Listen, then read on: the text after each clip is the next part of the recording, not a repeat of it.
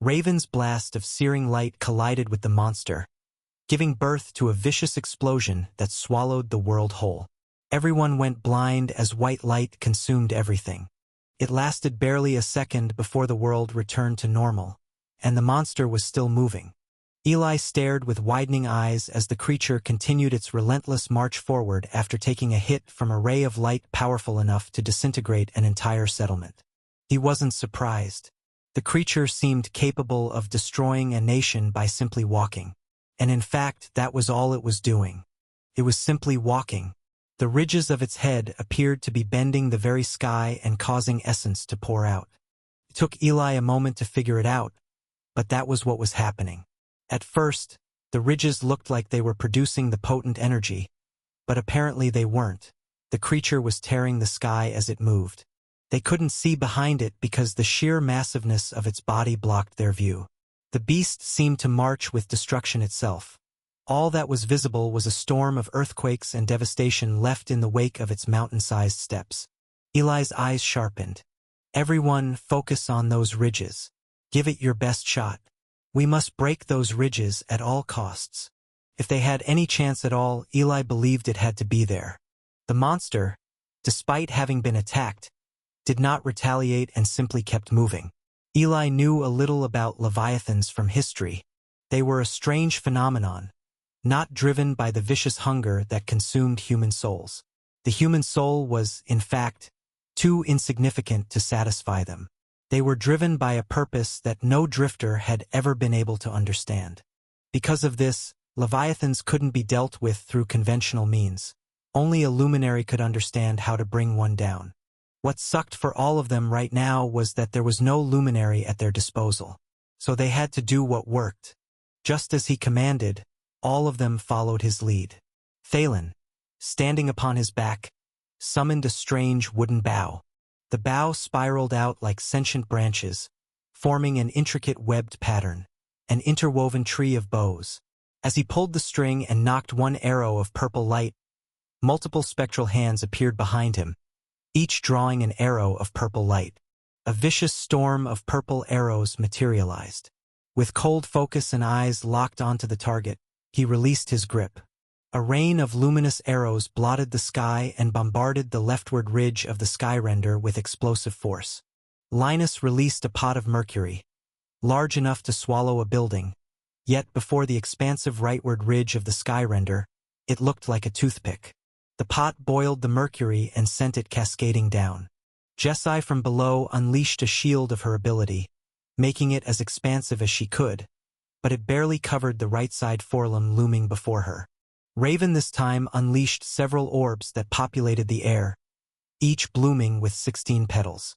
A flood of light pillars blasted forward with explosive power, striking the leftward ridge and causing an even more catastrophic explosion.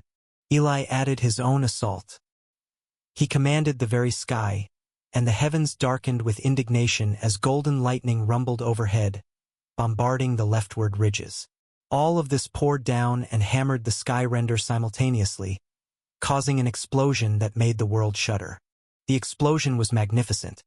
A crescendo of purple lightning, mercury fire, blazing light, and golden thunder that painted the sky in violent hues. For a breathless moment, it seemed as though they might have accomplished something. Then the smoke cleared. The Skyrender continued its inexorable march forward, completely unaffected. Not a single scale had been disturbed. Not one ridge showed even a hairline crack. The creature moved as though their devastating attack had been nothing more than a gentle summer breeze. Eli felt his heart plummet into his stomach. The reality of their situation crashed down on him like a collapsing mountain. They had thrown everything they had at this monstrosity, attacks that could level cities, that could obliterate armies, and it hadn't even noticed. Impossible! Thalen whispered, his bow still trembling in his hands. The spectral arms behind him flickered and faded, as if his very will had been shattered by the creature's indifference. Linus stared in stunned silence as his mercury pooled uselessly around the Skyrender's feet, hissing against its scales like raindrops on hot stone. Jessie's shield of erasure had done nothing more than brush against the creature's limb. It might as well have been made of paper. The the Skyrender's massive head turned slightly, and for one terrifying moment, Eli thought those furnace eyes would focus on them. Instead, the creature simply continued its march, each thunderous step bringing it closer to whatever destination drove its ancient purpose. The ridges along its skull continued to tear at reality itself, creating cascading streams of weaponized essence that carved through the air.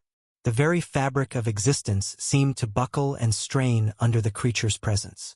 Raven floated there, suspended by her dark wing, her face a mask of grim acceptance. She had known deep down that this would be the result. A Leviathan was beyond them, beyond any paragon, no matter how skilled or determined.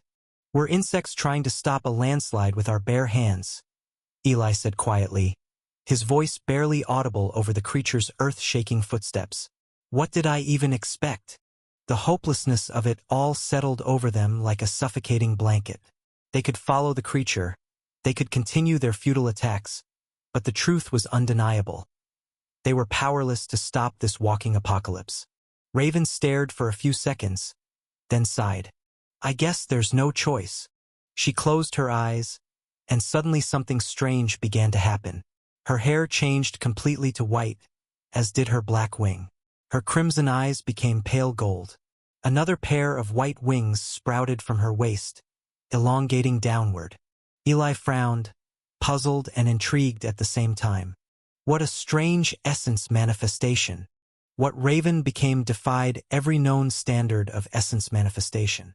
It was like a vision torn from the heart of the sun, blinding, immaculate, and terrible in its perfection.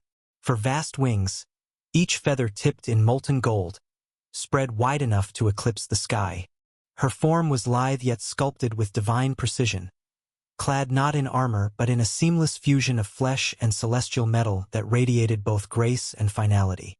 Her head was crowned with a halo of living light, faceless yet impossibly present, with an eye of pure radiance set into her chest, watching, judging, knowing. Golden talons curled at the ends of her hands and feet, each one sharp enough to carve the very air, while a crescent-shaped blade of light curved from the tip of her tail, swaying like the pendulum of some heavenly executioner. All of them, especially Eli, stared in awe. She didn't look like an essence manifestation. And if this was indeed her essence manifestation, Eli was inclined to deduce that she was no human, because this was a very strange thing to be. Still, he couldn't open his mouth to say anything. Right now, Raven was radiating pure power, the kind that sets paragons apart from one another. Eli wasn't small-minded and wouldn't do something as childish as comparing himself. But she was strong and he knew it. Most especially, he appreciated the help she was about to bring to the battlefield. From the eye on her chest, a ball of pure light began to form, then condensed into a tiny speck with staggering pressure. The air went silent for a moment, everything drowned by the echo of the Leviathan's titanic steps. Then the light screamed. A beam of light fired from Raven's eye, flashed across the air, and clashed against the leftward ridges. But it didn't stop there. More beams of light continued to fire in that direction. Golden swords carved from light appeared and flew toward those ridges, bombarding with every ounce of force they could gather. Seeing Raven bombarding the ridges, Eli shouted, the wind carrying his voice. "Don't stop. Back her up with everything you can muster." Jessie tried her best again, this time forcing herself to increase the area, casting an invisible dome capable of sealing one's ability toward the sky. She just had to be careful. Her power affected humans more than it did monsters, but she was positive that she could weaken the Leviathan in some way. If it had been a destroyer, perhaps she would have had more luck, but a Leviathan was simply too ambitious a target for her. Thalen resumed his assault, this time tripling his rain of arrows. He simply fired them into the sky, and they poured directly onto the leftward ridges. Linus also pushed past his limit and manifested 3 seething pots of mercury, working toward the 4th with blood trickling from one nostril. All of them bombarded the monster again, following the vicious damage of Raven's beams. This time, the sky didn't just shudder, it fractured. The combined assault smashed against the Leviathan's ridges, detonating with a concussive roar that rippled across the dry plain and the frozen wasteland beyond. Chunks of essence-charged air collapsed inward before bursting outward again, shredding the clouds into ribbons. For a heartbeat, the world seemed to pause. A deep, metallic groan rolled from the Skyrender's spine, like a mountain bending under impossible strain. One of the leftward ridges cracked, not shattering, but splitting just enough for a jagged seam of blinding light to leak through. The flare illuminated the battlefield in surreal white blue, searing their retinas even through the frostbitten haze. Eli's breath caught. That's it. Keep hitting the same spot. But before anyone could launch a follow-up, the Leviathan moved. It didn't lash out, not directly. Instead, its entire body flexed, and the air itself howled. The fractured ridge pulsed. Then the Skyrender lowered its head. The temperature plummeted in an instant. Moisture in the air crystallized mid-fall, forming jagged shards that hovered in place. The ridges flared, and all at once, those suspended shards accelerated outward, each moving at impossible speed. The sky became a storm of crystal shrapnel. Raven threw up a wall of petals, weaving them into a dome of light that strained under the onslaught. Every impact rang like a church bell through her bones. Eli's lightning whipped into coiling barriers, shattering a dozen spears before they could reach Linus. Jessai's invisible dome splintered in 3 places, forcing her to reinforce it mid-breath. Still, the sheer pressure pushed them backward. The ground cracked under their feet, sliding toward the Leviathan as if drawn into its gravity. Then, a colossal plume of frost erupted behind them, a geyser of glacial wind so cold it froze the motion of falling debris. A moment passed and all of them, even the Leviathan, seemed to pause. Then someone flew straight into the air, racing toward them with tremendous speed. Eli frowned slightly. Isn't that Sage Rian? Thalen finished. He flew straight over them. Their heads followed in silence, and crashed directly into the center of the Leviathan's skull. The entire world quaked first. Then it shuddered violently, as if the moons that hung in the night sky had come crashing to the earth with the force and fury of a meteor. Then came another violent tremor that felt like the world itself was tearing apart. Following that, a magnificent scene unfolded before their eyes, leaving their mouths agape. Eli spread his wings in the air for stability with Thalen above him, Jessai clinging to the ground trying to survive the earthquake since she couldn't fly, and Linus staring with a pale and disbelieving expression etched across his face. Raven had no face, so it was impossible to read her expression. But all of them were frozen, motionless, which spoke volumes about the momentary shock gripping them as they watched the creature that had refused to budge an inch regardless of how many attacks they'd hurled at it now stagger backward, lose its footing, and slowly crumble to the ground from its collision with Rian. The moment Northern took flight, he lost all sense of direction. He was driven purely by the urgent need to put as much distance between himself and Cryos as possible. The instant he launched into the air, he discovered that his speed had multiplied tenfold. The silver lining was that his body could withstand the impact without disintegrating.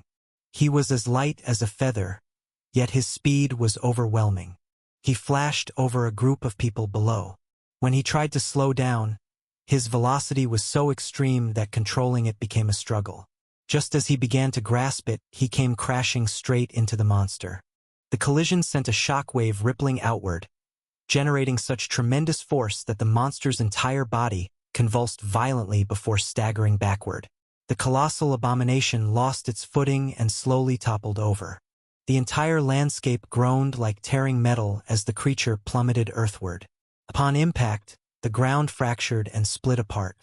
The first tremor, as the monster staggered back, came like a muffled growl from deep beneath the earth, a low vibration that rattled pebbles and whispered through the soles of Jessai's feet.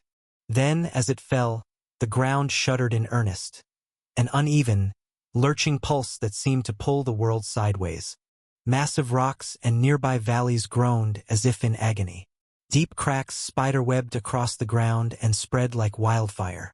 Jessai, who was on the surface, leaped like a grasshopper from place to place without rest until the fracturing earth finally stilled. At that moment, the land's tortured groaning had faded, and everyone stared ahead with shock etched on their faces. But their stupor shattered when they suddenly saw Northern rise into the air and streak away, continuing his flight. Raven's voice boomed like thunder. "Something is wrong with him." Eli looked skyward because her voice seemed to cascade from the heavens, echoing everywhere. When he turned to Raven, all four of her wings spread wide as she soared forward. "Hey! Wait!" He tried to stop her, but it was useless. She flew with blistering speed. Jessie, still on the ground, furrowed her brow. She had heard Raven say something was wrong with her master, and suddenly, restlessness consumed her entirely. Linus watched her from above with a cold frown, as if he knew exactly what she was about to do. In that instant, Jessie shot forward, running with tremendous power and determined to cross before the Leviathan awakened. Linus shook his head and dove down.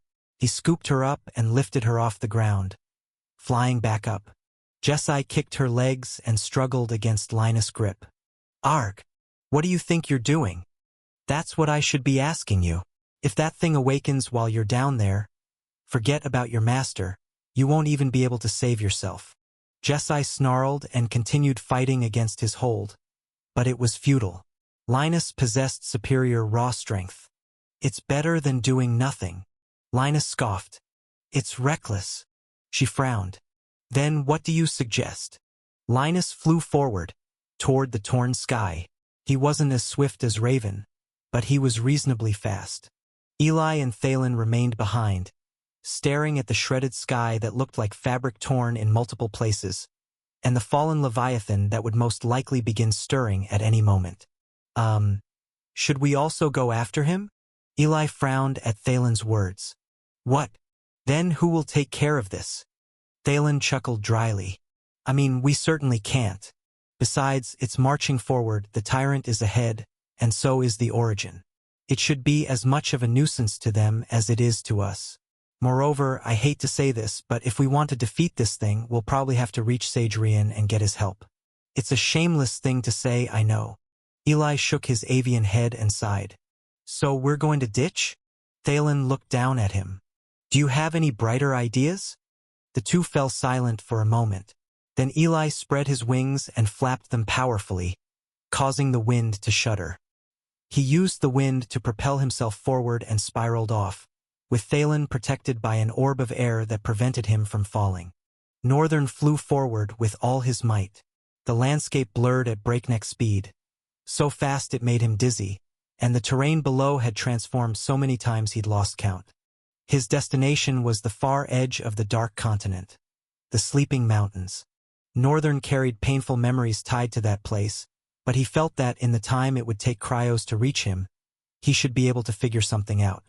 For now, he was desperately trying not to let the void escape. It was like fighting the urge to vomit but holding it back. This time, however, the vomit wasn't just threatening to spill from his mouth. It wanted to pour from every part of his body. So he had to tense his entire frame while flying at terrifying speed. After several more landscape changes, the mountains came into view. Northern barely had control of his velocity. Turning was difficult, and stopping proved more disastrous than he'd anticipated. It would take much longer to master than it had the last time, because this transformation was too drastic. He hurtled straight toward the mountain and crashed into it like a falling meteor. A massive shockwave rippled from the mountain into the sky. Slowly, he opened his eyes and found himself in a cavern that his impact had carved. His entire body pulsed with strange vibrations. His eyes suddenly turned black like pools of liquid darkness. Obsidian spots appeared across his skin, and something was being violently expelled. The process was indeed furious and dangerous. Omniform was taking no chances, purging every trace of foreign energy from his body. Northern was desperately trying to control it all, trying to keep it contained. But the truth was, he didn't understand how this strange attribute worked. He couldn't determine the best way to suppress it or control it to filter what should be expelled. And he was frantically trying to stop it because he really didn't want to lose his summons. But now, it looked inevitable. Northern gritted his teeth in agony. Even his white teeth were turning black, stained by liquid darkness. Then something unexpected happened. "How about I help?" Northern heard a familiar voice. He recognized the voice all too well. Many nights at the academy had been sleepless for him. What he rarely spoke about was how deeply his experiences in the Dark Continent haunted his dreams, especially those he regretted killing. And in such situations, there was only one instance. Northern had no choice but to kill Ulzard because the boy was the rift's core. But he still despised it to his very bones. He loathed the decision he'd made, hated himself utterly for it. A boy he had personally taken as his student, yet killed with his own hands. Every night, Ulzard visited his dreams. "Teacher, don't you miss me?" Sometimes the White Walker boy even pursued him. It was worse because Northern knew that somewhere in his soul, Ulzard's spirit lingered. He was also trapped in the limitless void, seething with tremendous hatred toward his killer and never willing to walk the path of purification like other monsters did. But just as he always did, he was too frightened to confront what he should have. He always told himself as an excuse that when he reached that bridge, he would cross it. He probably thought he'd never have to reach the bridge, or believed there would be enough time. But fate was merciless, and swift too it caught up fast. Northern, with trembling brows and his liquid darkness eyes also quivering, slowly turned. Standing before him was a boy the height of a teenager. His eyes were icy blue, his hair black and tousled. He had green skin and strange arcane markings running across his body. "Teacher, it's great to see you again." Northern frowned. "Am I dreaming?" The boy scratched his hair for a moment and shook his head. "That's a cute thing to say. Haha. Teacher, I wish I had one too." Northern's frown deepened. You are not Ulzard." The boy chuckled lightly. "Of course I'm not. Your soul was so overwhelmed by everything that wanted to be there. It took a while to find one that didn't want to. I merely took the boy's soul to preserve my dying own." Northern remained wary, scowling at the figure before him. He hesitated. "WH, who are you?" The boy pointed to himself, chuckling. "Me? Oh, me. I'm the Chaos Prince. I prefer Anki, that's my birth name after all. So yes, please Northern, call me Anki." Northern shivered, the pool of darkness in his eyes retreating to reveal blue irises ringed with exhaustion. A frown creased his brows as he struggled at first to register what stood before him. More than half of what tormented him was Ulzard, how the Chaos Prince now possessed Ulzard's soul, and how he had managed to manifest a body. However, he inhaled deeply and exhaled. Northern looked down for a moment, thinking, the Chaos Prince, so what? He looked into Ulzard's face and extended his hand. The Chaos Prince looked at his outstretched hand and smiled. "Are you sure about that? Right now you're as unstable as wind in a storm, and you know I intend to drain every last torrent of the void from you." Northern smiled as he looked down. Standing was taking its toll on him because he still had to suppress the void. "It's a good thing you're at least honest with your intentions. That's the one thing I can't fault you wretches from the underworld for." Northern fell silent for a moment. "Do you mind answering some of my questions first?" The Chaos Prince nodded. "How did you get into my soul? And how did you get that body? How did I get into your soul? Honestly, I'm a bit confused myself. All I know is that your soul must have come in contact with some remnant of mine for me to suddenly awaken within you. As for this body, I molded it while trapped in your soul. You know the void is a fundamental precipice of creation. I was able to imperfectly forge this vessel, though gaining control of the void from you will help me complete it." Northern glared and chuckled. "You seem awfully sure I'll give this to you." The Chaos Prince tilted his head. "Won't you? I mean, your soul is being purified from the inside out. Just let it all out already. Or would you rather my father claim it?" Northern was silent for a moment. Then he raised his head and chuckled again, this time with an eerie edge. "You think you're clever? I know what you're doing." The Chaos Prince remained indifferent. "And what would that be?" "You were devoured by your father. I don't know how you managed to escape that fate, but I know a large portion of your soul is still trapped within him. That's why he can command chaos. Right now, you're weak. You want the void so you can reclaim your other half from your father. The Chaos Prince stared blankly at Northern for several heartbeats. Then he laughed softly. You're sharp. That's a quick catch, but you're wrong. Right now, only a tiny sliver resides within my father's soul. I slipped it in when he consumed chaos. In time, I'll be whole again and swallow the old man along with it. He sighed and studied Northern. We don't have to be enemies, Northern. You know Ulzard despises you, and I promised to avenge his death before he surrendered his soul to me. But as someone who has sacrificed so much in this life, especially people I loved, I understand where you're coming from.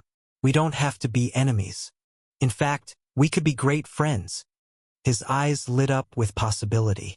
But Northern's face darkened with hostile fury. Me? Be friends with you? I despise eating snakes.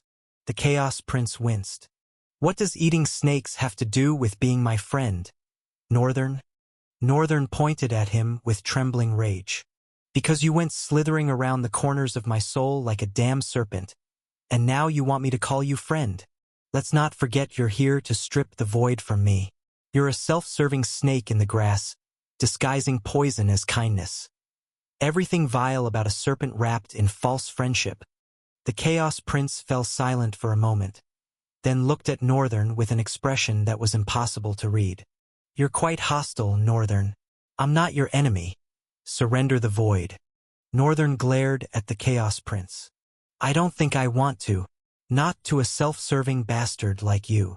The Chaos Prince's face twisted, as if offended by the accusation. Self-serving? Isn't that a bit much? Everything I did for the good of the world. Look at your decision to kill Ulzard because he was your only way out. Wasn't that self-serving? But you understood you had to do it. Isn't it rather hypocritical of you to call me self-serving? Northern. Northern lingered for a heartbeat, then chuckled with that eerie edge. Hypocritical? I'm painfully hypocritical, and I learned to live with it long ago. What's new? The Chaos Prince stared at him with cold, blank eyes. Then he shook his head. It's pointless trying to reason with you. Time is of essence, Northern, let the void go. It's ironic how the very essence of your soul is purging the void, yet you refuse to release it. He studied Northern with eyes that sparkled with dangerous interest. Have you become intoxicated by the void's power? I tasted just a sliver and knew true freedom. Having so much, there's no way you wouldn't feel like your definition of sleepwalking is riding clouds while snoring. Northern chuckled again, each laugh serving to suppress his internal struggle, but it was growing more difficult by the second. The strain and sweat beading on his face was beginning to betray him. You can flap your mouth and spout whatever nonsense you want. I don't give a damn. You're not ready if you think I'll bite on childish taunts like that. You might as well crawl back to your father and ask him to teach you better. You lack decent lines, brother. Actually, how about I announce your presence now so he can come and absorb you too? Right now you're so pathetically weak, I bet he wouldn't even need to break a sweat. At this, the Chaos Prince's eyes turned dark and razor-sharp with intensity. He was silent for a moment, making both the atmosphere and air feel suffocating and ghostly. Northern, you don't have to push this far. I'm a far better man than my father. I give you my word. Northern laughed bitterly, nodding his head. Yes, sure. And you got hunted down by the Sun Origin and imprisoned in a moving tower. The Chaos Prince's face darkened furiously. The Origins were insufferable. They're the true definition of self-serving bastards. They treated the rules like they were its creators when they were merely its guardians. The Origins were so drunk on power that they cut down anyone or anything that dared walk the path of origination. And I tell you, Northern, being worlds apart won't stop them. You'll see, one day they'll come for you too, and you'll understand that those bastards aren't the seat of justice. They're insecure, traumatized children desperately clinging to a crumbling throne. After Northern and the others left, Annette seized command of the battlefield. Well, not the entirety of the battlefield bowed to her. She hadn't expected that anyway. But she commanded the submission of allies that mattered, ones that everyone feared so deeply. She couldn't help but feel that Northern knew exactly what he was doing when he ordered his minions to submit to her, because that became her foundation of authority and command, What allowed other humans, despite their issues with her sudden rise to leadership, to hold their tongues rather than challenge it? Humans were quite reasonable, really. Just give them something to fear. Everyone in Drywall was strong. Annette didn't need to set an example to help them realize how dangerous the things surrounding her were. There was Nebulous Lord's bone-chilling stillness. The creature stood as silent and stoic as carved stone. When motionless, it was easy to forget he could move at all. He seemed sculpted in place, frozen in time. He was deeply unsettling to behold, always stationed on her left, while on her right stood Abyss Tyrant, resembling a priest of destruction with his staff clutched like a divine weapon. The others flanked behind her, Light of Featherstone and the Goat. The Blood King loomed near the wall, its colossal frame impossible to ignore. Corpse Eater and Mr. Fluffy were usually present too, though not always. After Northern's departure, everyone began working together to push forward. With Drywall's calamity contained, it was only right that they venture to other nations and offer aid, which was precisely what they were discussing now. They had spent considerable time repairing the damaged city, not merely out of goodwill. Annette's strategy was to transform South Drywall into their fortress of safety and operations, especially since they could control the city itself through Eric's talent. It was an extremely convenient location for their base. Afterwards, they continued discussing their path forward. They gathered around a rectangular table with a weathered map of the continent spread across its surface. Annette pointed to their current location on the map. From the southern island, the Academy, all the way here has been cleared during our flight to Drywall. We don't know the situation in other countries, but one thing we must all agree on is that the entire continent needs to wake up to the danger we're facing. She looked up at everyone assembled around the table. We also need to prepare backup for the team that's gone to confront the Origin and Tyrant. Northern might make it look like everything's under control, but I can't even fathom what battling an Origin would entail. It would be naive and reckless to assume they don't need our help. Gordon sat at the table as well, hands folded, wearing a knowing smile. He served as another gravitational point of authority, but remained too passive and rarely spoke, except to laugh off most situations. So the secondary leadership naturally extended to the elites at large, with figures like Zeke and Sale taking the helm. So what is our path forward? Annette's gaze found Gordon. You mentioned we need to reach other nations. Right now, we have no means of transportation. What do you suggest? The entire table fell silent, awaiting Annette's response. From the far end of the table, Erickson slowly lifted his head. I have an idea. Most heads swiveled toward him, their collective stare almost crushing in its intensity. Annette smiled and encouraged him. Go on, Eric. He stepped forward to the table's center. You know South Drywall has a vast network. This is just a theory, but I'm thinking it might not be limited to South Drywall alone. Annette tilted her head slightly. What do you mean, Eric? The others leaned in with equal attention, causing a weighted silence to blanket the hall like a heavy shroud. Eric nearly choked on his own breath, but he inhaled deeply before anxiety could claim him. He steadied his breathing and focused solely on Annette. I've been able to completely synchronize with the entire city. Deep underground, there's a network of tunnels that leads out of the city. I'm not exactly sure where they lead, but they definitely stretch beyond the city, that much I'm certain of. Annette leaned across the table, bringing her face closer to Eric's.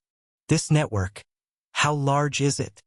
Eric met her gaze with complete seriousness. Very large. He gestured expansively with his hands. It seems like something built by giants.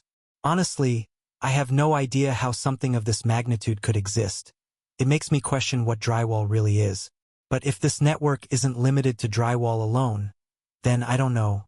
Maybe the entire continent was deliberately constructed. Annette stared at him intently, silent. Everyone else remained equally quiet. The assistant to the headmaster of Kelvin Citadel suddenly burst into laughter. All heads turned toward her with subtle frowns, especially Annette's. Ever since the headmaster of Kelvin Citadel had departed, she'd been nothing but trouble. So you all believe this wild tale? A network of tunnels beneath the ground, built by giants? Really? Annette's head tilted slightly, her frown deepening with displeasure. She straightened and fixed her gaze on Naya, who stood directly across the table. Erikson here possesses a unique talent that allows him to fuse with objects. To put it simply, he can commune with and become part of things that shouldn't be sentient. Trees, walls, unless you can do something similar, I'd appreciate it if you kept your rotten mouth shut, young lady. Naya's face twisted with indignation. What? Sure, ma'am. Gordon immediately cut through the tension with a sharp clap of his hands.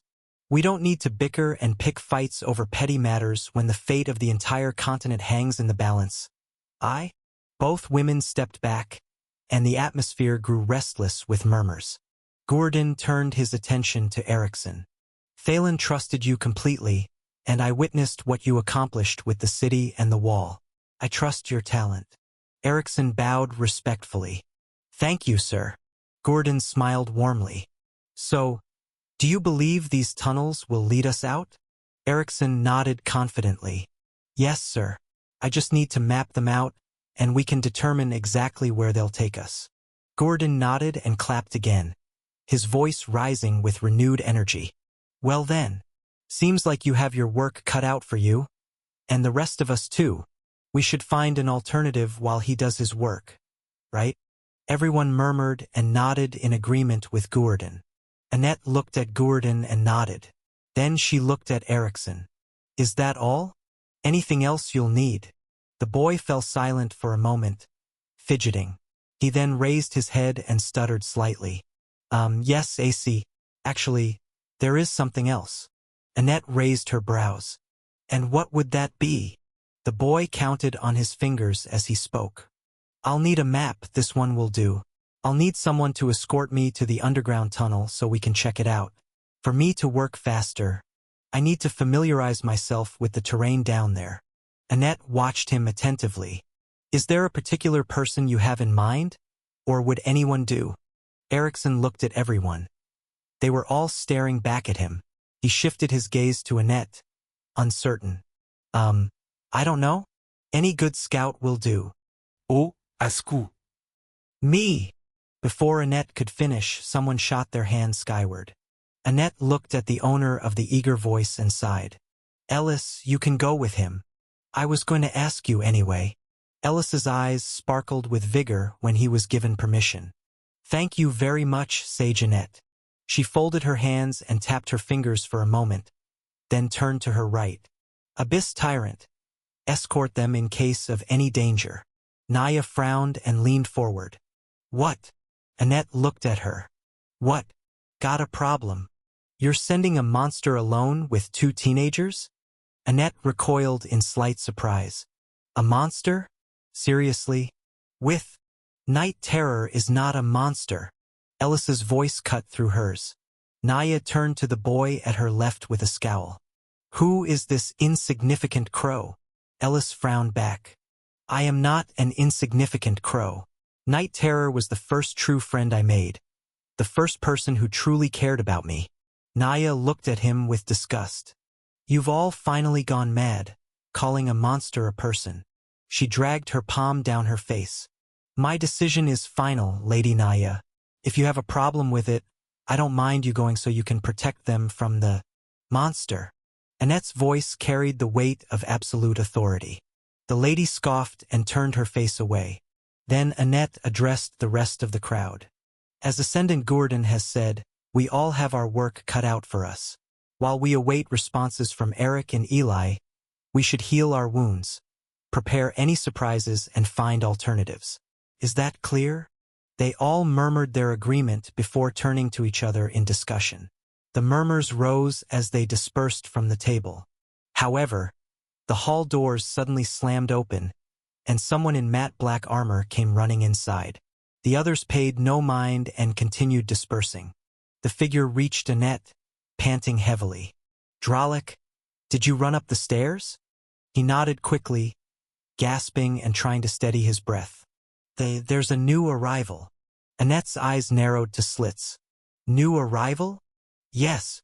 Dralik nodded frantically. Lady Au and Mew. took a while to recognize them, but it was certainly the two of them. They're here with some tall lady and two other people. Annette's expression remained calm. Any signs of Sage Gilbert? Dralik shook his head. No. Annette sighed and stepped forward. I should meet Au and Mew. Wait. She froze at the sound of that voice. Not just her, but everyone who had been walking away mid-conversation. The entire hall fell dead silent. Gurdon turned toward the man sitting in the chair, tilting his head with a large, clownish grin. Eh? You barely speak your entire life, and now you're shouting. Zeke had his glasses lowered, mouth agape. Beats me too. The person they were all focused on, Zahir Al-Noor, lowered his head. His face was covered, but his eyes, they held a glint of wariness. Gurdon saw it and squinted suspiciously. Hey, Zahir, is something wrong? He lowered the scarf wrapped around his lower face, revealing his scarred lips, as if someone had once tried to sew him shut by force. Behind him stood Ryan, pale and rigid, as though everything happening right now was a colossal hassle and he'd rather be anywhere else.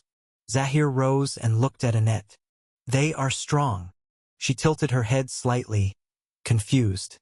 The new people? Yes, two of them are fairly strong. I can measure them. But one of them I can't measure. And if I can't measure... He shifted his eyes to Gurdon. Gurdon's eyes, usually hidden beneath his hair, were revealed and widened. Then that means they're strong enough to beat the shit out of you, me? Zahir added with ice in his gaze. Everyone. The moment he spoke, the entire world held its breath. It wasn't a time freeze, it was something deeper. Everyone, including the atmosphere, the building, the very floor beneath their feet, seemed to pause. That single second stretched like an eternity. Silence swallowed the hall whole, so complete that when the first step touched the ground, it echoed as though it were reverberating across every corner of existence. It was the sharp staccato of heels striking the floor of a narrow corridor. Step, step, accompanied by the gentle whisper of a long coat. Fear, raw, primal fear, seized their lungs with invisible claws. The whole world felt silent and dying. The echo of footsteps finally ceased, and a lady stood among them all, her gaze fixed on Zahir. A small frown creased his brow as he looked back at her. Lady Rahima Nora. To what honor do we owe the hallowed presence of Riamgard's firstborn in this ruined city? Annette's eyes went wide as saucers. Everyone wore the same expression. They felt their insides shrivel from sheer terror. The first princess of the empire stood in their midst. None of them dared even breathe. Then, in that cold and vicious moment of silence, something terrible happened. Nebulous Lord moved. He cut through the distance like a blade, riding a gale of wind that seemed to slice the very atmosphere in two. In that instant, crimson eyes sharpened to razor slits and the lady whirled. Her hand lashed out, catching Nebulous Lord's fist with casual ease. He whipped out a leg. She crushed it down with the elbow of her gripping hand, sending shockwaves rippling outward like thunder. The entire hall shuddered. The crystal chandeliers sang a violent, trembling song. Her fingers released his fist and struck forward like a viper's fangs. She wrapped her hand around his throat and hoisted him skyward with a frown. Huh? What is this? Rahima Nora examined the creature in her hand with withering disgust. What is this? Nebulous Lord's eyes sharpened, flaring with a cold, dangerous light. One that made her frown and nearly raise her other hand. But Annette's voice thundered across the hall. Stop! Nebulous froze mid-motion, whatever he was about to do dying in an instant. Still gripping the monster, Rahima Nora turned her head toward Annette. You control this thing? Annette lowered her head in reverence, her voice dropping to pure submission. It is not so, Your Highness. I was placed in command of it. Rahima Nora studied her for a few heartbeats, then released her grip on Nebulous Lord. She kept her gaze fixed on Annette, indifferent as the monster slithered backward. Annette tried to avoid her stare, eyes downcast more than half the time. Your Highness! Rahima Nora turned toward Nahir, who had just spoken. Right, you were asking what I'm doing here. She lowered the scarf covering her mouth, revealing smooth, sharp, pale lips. I came here for my brother. Nahir and Gurdon tilted their heads, confused. At that moment, Au and Mew burst in, shouting Annette's name. Annette! She whirled toward the door. They were accompanied by two strangers in matching uniforms, one female, one male. Annette's face lit up as both girls rushed into her arms. The three embraced fiercely for a full minute. Their reunion cast a soothing spell over the tense room. She smiled as she pulled away. Immediately, Au spoke, her voice practically singing. Annette! Annette! You won't believe this. Northern is a prince of Riamgard. Annette froze, her eyes going blank. Mew glanced at her and muttered, Yup, that's exactly how it hit me. Annette slowly turned, staring at the first daughter of the Emperor of Riamgard. This wasn't a dream or some elaborate deception. This was the real princess of Riamgard. And she had just said she was looking for her brother. Zeke, who had been observing from the sidelines, casually leaned toward Elitis. Who is Northern again? Elitis adjusted his monocle. That would be my master. Zeke's jaw dropped. The sage. He spun toward Elitis and lowered his voice after nearly shouting. You knew about this too?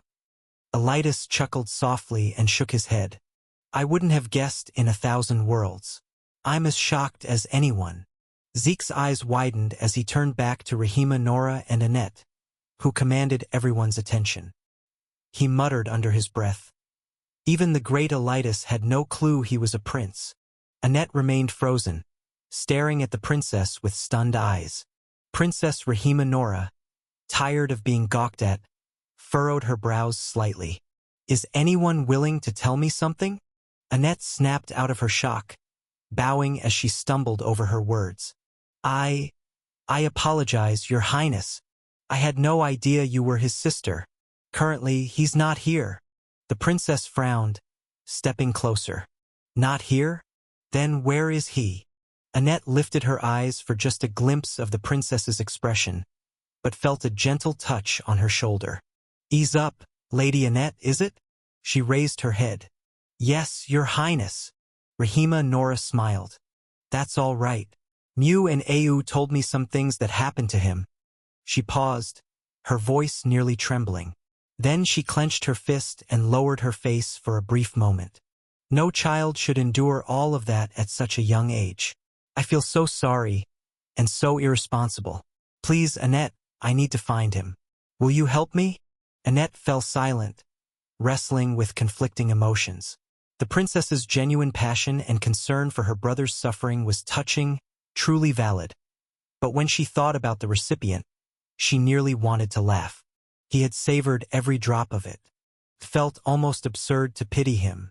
Or maybe it was simply because of how she knew him, the things she'd witnessed him do. Annette.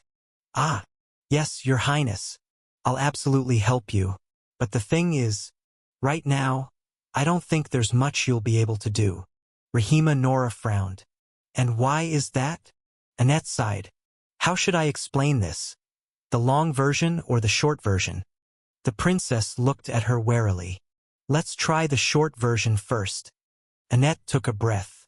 So, we discovered a tyrant wants to unleash his master, an Origin, from prison. With the Origin released, it could spell destruction for our continent. Northern and a party of paragons have gone to Stelia to stop both the tyrant and the Origin. We're here trying to give the rest of the continent a wake-up call since all communication is blocked. Princess Rahima Nora froze for a moment, her expression going blank. Annette, did I hear you say, tyrant? Origin? Annette swallowed before responding. Yes, Your Highness. Princess Rahima studied Annette while glancing at Nahir. What rank is my brother again? Annette gulped, the intensity in the princess's eyes making her mouth go dry. He is a sage. Your Highness. She pointed at Annette. What rank are you? I am a sage, Your Highness. She blinked, silent for a full minute. How old is he again? Annette considered this. They'd been trapped in the Dark Continent for almost 2 years. He's probably almost 17. Princess Rahima Nora's eyes widened. What? 17? A sage? Are you serious right now, Annette? She turned to Nahir. Are her words true? Nahir nodded gravely, his voice rough. I'm not familiar with him personally, but indeed, he is young and a sage. Then a stunned grin crept across her face. She muttered to herself. What? A sage at 17? None of my useless brothers and sisters managed to become sages before 20. In fact, some are 25 and still sages. She paused for a moment and exhaled, dismissing her shock as if it had never happened. Then she looked at Nahir and Gurdon. Last time we met, Nahir, you were an ascendant. If there are ascendants and much older sages in this place, why is it that a young sage is defending the entire continent? Nahir shrugged.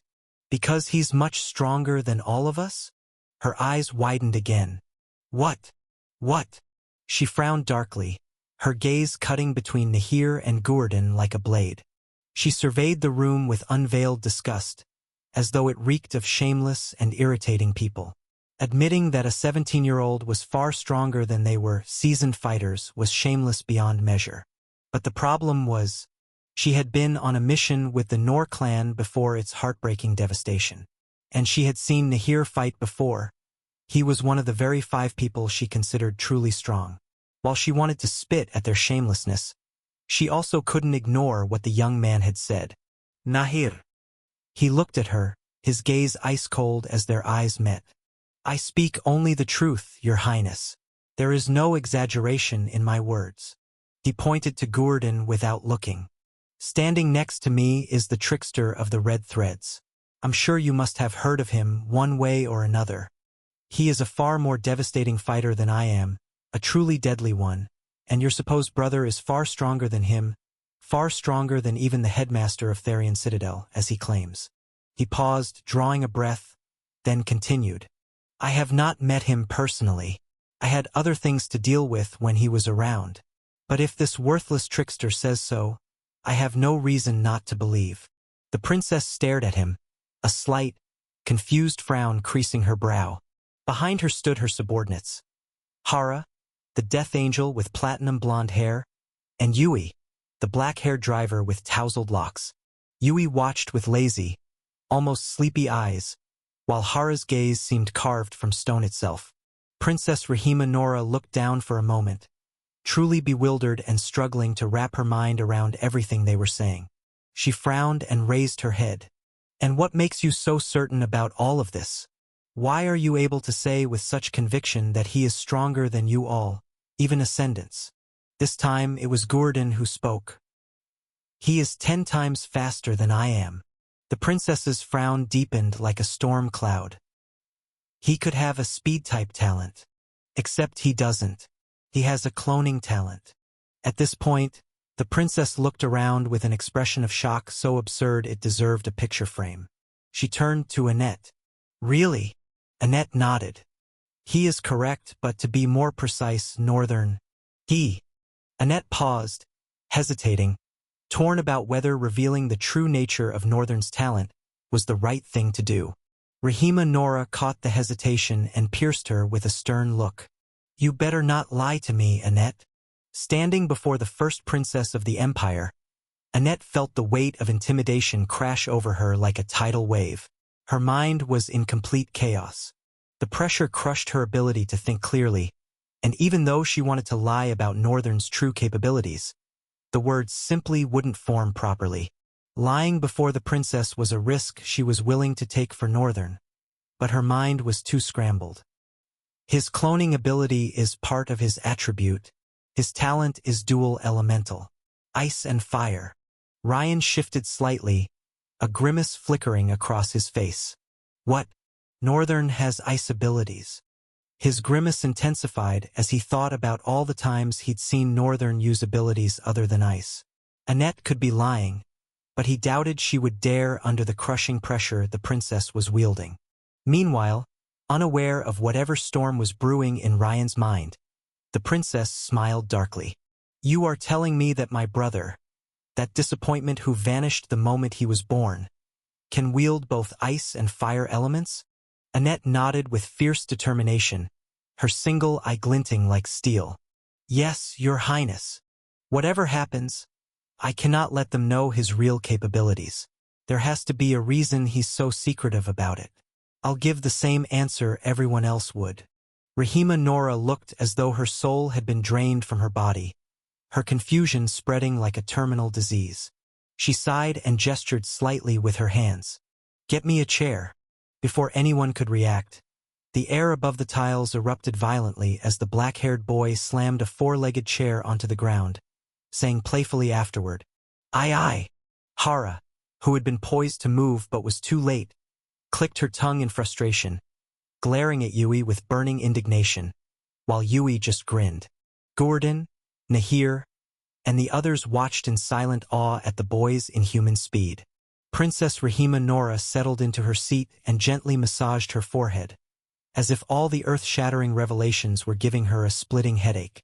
One thing was certain, though. She looked incredibly impressed. A dark, forced smirk had carved itself onto her face as she sat.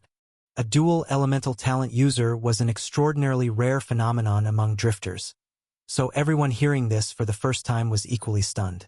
Of course, this excluded people like Ellis, Annette, Mew, and Au, who were bewildered that those two abilities weren't the only things Northern could do. Alistran would have been counted among them, but he wasn't present in the hall. In fact, he had been notably absent since the battle had begun. Princess Rahima's dry chuckle echoed across the wide hall. People stood scattered in different corners, all focused on the center with various expressions etched upon their faces, sharing only one thing in common: honor and fear. But they were also surprised by what the others had spoken, their shock more concealed since they dared not speak to their neighbors. A soldier from the Riemgard Empire was viciously dangerous. The Empire could use the death or disrespect of a single soldier as an excuse to burn an entire nation to ash.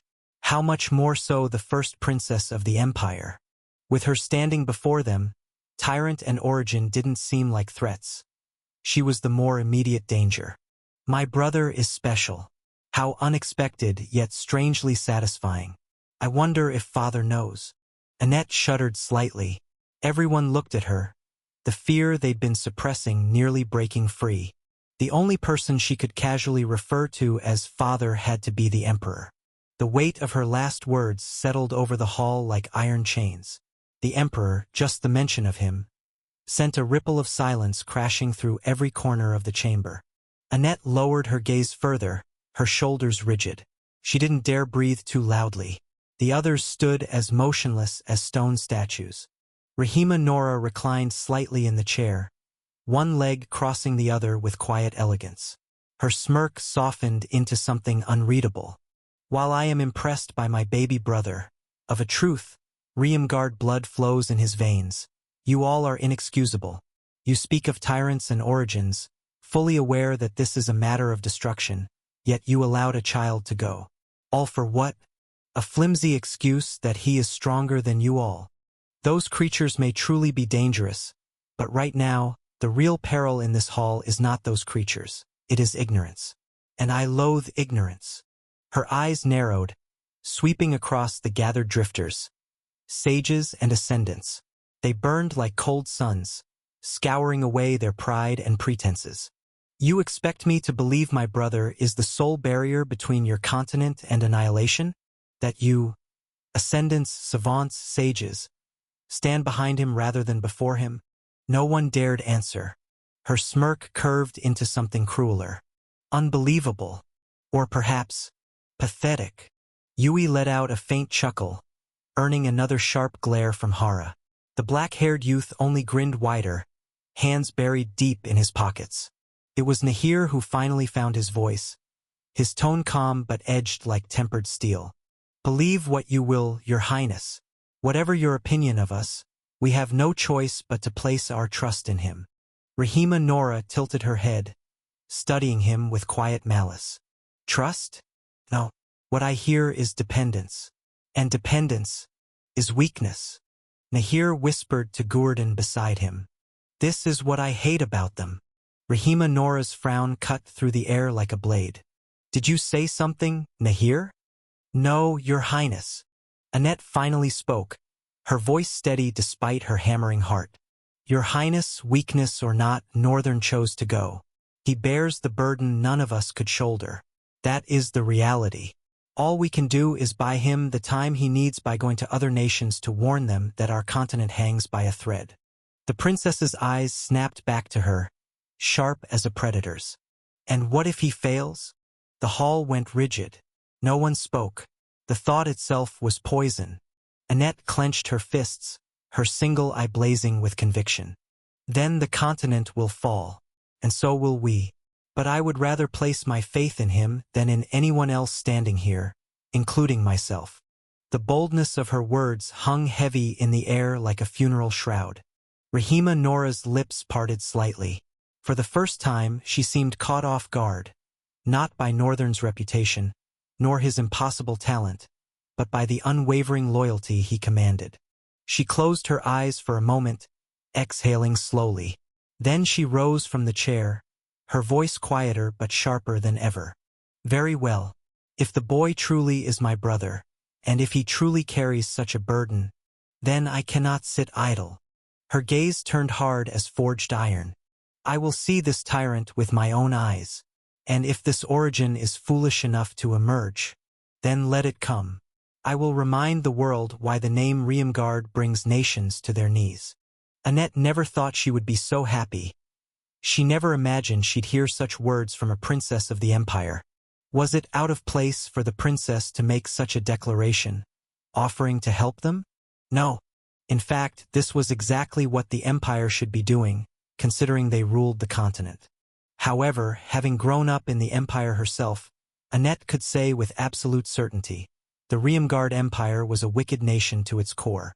Riemgard probably had the resources to crush this nightmare in an instant, but they never would, not unless danger came pounding at their own doors. Only then would they act, and by that time, it would be child's play for the empire to devour the entire continent. It was something they'd been preparing for as long as Annette could remember. Her clan had been forging weapons that were both overwhelming in numbers and brutal in strength. As a child, she'd always found herself wondering, who will wield these monstrous things? Growing up, she understood how the empire neglected the continent's suffering, focusing only on vassal nations. The emperor, Annette had never met him, had to be utterly ruthless to have the largest nation crushed beneath his boot and still hunger for the entire continent. Which was why she felt a creeping worry for the princess. At first, Annette assumed she'd arrived with an entire army, but there was no one. That was proof enough. Princess Rahima was acting alone.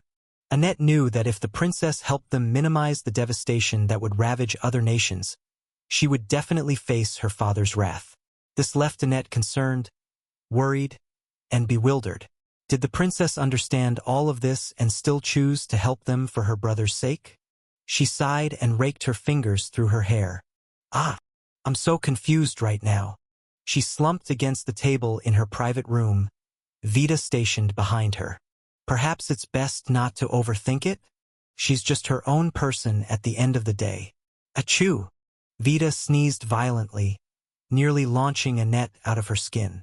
What the hell? She ducked her head. Sorry about that, master. No, forget it. Do you have a cold? Vita gazed up at the ceiling lazily, as if counting invisible specks. It is winter, after all. She paused and dabbed her nose with a handkerchief. And today's the second to last day of the year. The cold is absolutely brutal. It settled deep in my bones. But you wouldn't understand, since you have fire coursing through your veins instead of essence. Annette glanced at her with genuine concern before exhaling and turning away, her current predicament flooding back. Whatever. I'll just take your advice and try not to worry. Vita fixed her with a withering stare. Master, please don't blame me when everything goes to hell. I'm merely offering consolation, not counsel. Annette scowled and jabbed a finger toward her head. You better pray nothing goes to hell, or I'll be ripping your eye out. I'm overdue for an eye replacement. Damn it. Vita sighed and turned away, muttering, as long as it'll fit anyway. Annette straightened her back and steeled her gaze. All right, whatever. I'll just go ahead with all of this. She turned and pointed to Vida. You, prepare a contingency plan in case something goes wrong. Vida made an expression as if she'd swallowed something sour, making Annette frown. What? Master? When will you actually get to do your work yourself? Annette rested her hands on her hips. Looks like you're done learning all that you need to. Wanna graduate? I will prepare a contingency plan as you have instructed, Ma. Annette nodded with a smug expression. Then, a second later, she asked, what about Ellis and Eric? Right, those two have gone to the underground, escorted by Nebulous Lord. The princess is also offering her heavy carrier as a second option. It can comfortably hold 50 people. Annette looked down for a moment, muttering, of course it can. Those vicious things. They were one of the monstrosities the family had forged, and more than any country, the Empire had an immense number of heavy armored carriers that were even resistant to certain levels of attack and could easily crush rocks and ride through mountains. The princess's heavy armored carrier was a very resourceful and valid means of transportation. But they were going to need numbers. There were close to 1,000 drifters in South Drywall. 50 was a drop in the ocean. They could probably squeeze in 70. But Annette saw no reason to do that, nor did she want to inconvenience the kind princess. So they still had to pin their hopes on Ellis and Eric either way, while also choosing the best 50 to go with them. In the meantime, they all had to at least wait for Ellis and Eric to come back. In a dark tunnel, two younglings, almost alike in every form, shape, and size, were walking together, shrouded by darkness, but one was carrying a white lantern. However, the best the lantern could do was illuminate their path. The darkness of the tunnel felt oppressive, as if it might swallow even the lantern at any moment. Their steps were silent. They too were silent, at least until the one without glasses decided to speak. How do you even know where we're going? Even though the light's on, I can't tell. Eric hesitated and glanced at Ellis. I'm not relying on sight. Ellis looked at him for a few seconds, then looked away. How ironic. You're not relying on sight but using a seeing aid. He laughed dryly. This made Eric frown. What's funny? Ellis's laughter dried up as he saw the stern look on Eric's face. Oh, I'm sorry. It was supposed to be a joke. Yes, an insensitive one that proves how unintelligent you are. Ellis's gaze darkened. Hey! Eric raised his head slightly. Only unintelligent people get worked up when they're called unintelligent. Now that's the irony. He turned away from Ellis and walked forward, leaving him stunned, mouth wide open. Ellis stared in complete shock as the boy walked forward. Abyss Tyrant, who had been behind them moments before, was now beside him. Ellis looked at him. He looked back, his lustrous black face indifferent. Ellis sighed and faced forward, quickening his pace. He caught up to Eric and addressed him in a low tone. Look, maybe we got off on the wrong foot. Okay? But I really didn't mean to irritate you in any way. Eric didn't respond for a second, then finally said in an indifferent tone, Of course you didn't. You're not smart enough to. Ellis frowned and stopped. Hey, what's that supposed to mean? Eric paused for a moment and turned back. Your actions keep confirming my evaluations of you. I heard you're from the Dark Continent too, and you've been around Northern for a long time. However, I'm disappointed. I guess I somehow expected his companions to be strong-willed like Sage Annette, or at least strong like Master Vida or Sage Helena. But it's evident that all you did while you were with him was pester around. At this point, Ellis wore a dark and wounded frown. Okay, now I know there's a grudge brewing somewhere. I'm sorry. Did I offend you before? Did we have any run-ins in the past? Eric faced him with a dark and disturbing frown. You keep annoying him. Please, can you just maintain silence until we're done with what we're supposed to do? Ellis would be lying if he said he wasn't shocked and confused. Eric treated him as though they had some unsettled disagreement. And he could say for certain that this was the first time they were properly meeting like this, even though they were both from the Dark Continent incident. In fact, Ellis remembered that Eric used to lead a group that was in charge of going out to slay monsters and procure food. But he'd never seen him around much, so that particular memory was hazy. He wasn't sure and had even planned to ask. But Eric was making it damn near impossible to have a conversation with him. Fine, if that's what you want. Both continued forward without a word to each other. Silence settled in the underground, and their echoes rang clearly through the tunnel. After traveling a considerable distance, Eric knelt down and touched the ground. Then he finally spoke to Ellis. What I need from a scout is the ability to sense what's in the perimeter. I'd like to know how much distance we need to cover to pass drywall. Do you think you can do that, or something close to it? Ellis' eyes blazed with a cold white light. We're still within drywall. He paused for a moment, narrowing his eyes. It will take approximately 15 to 30 kilometers to leave the city's perimeters. Eric frowned in mild shock and turned his head to Ellis. You can tell that accurately? No one should be able to do that. Ellis chuckled smugly.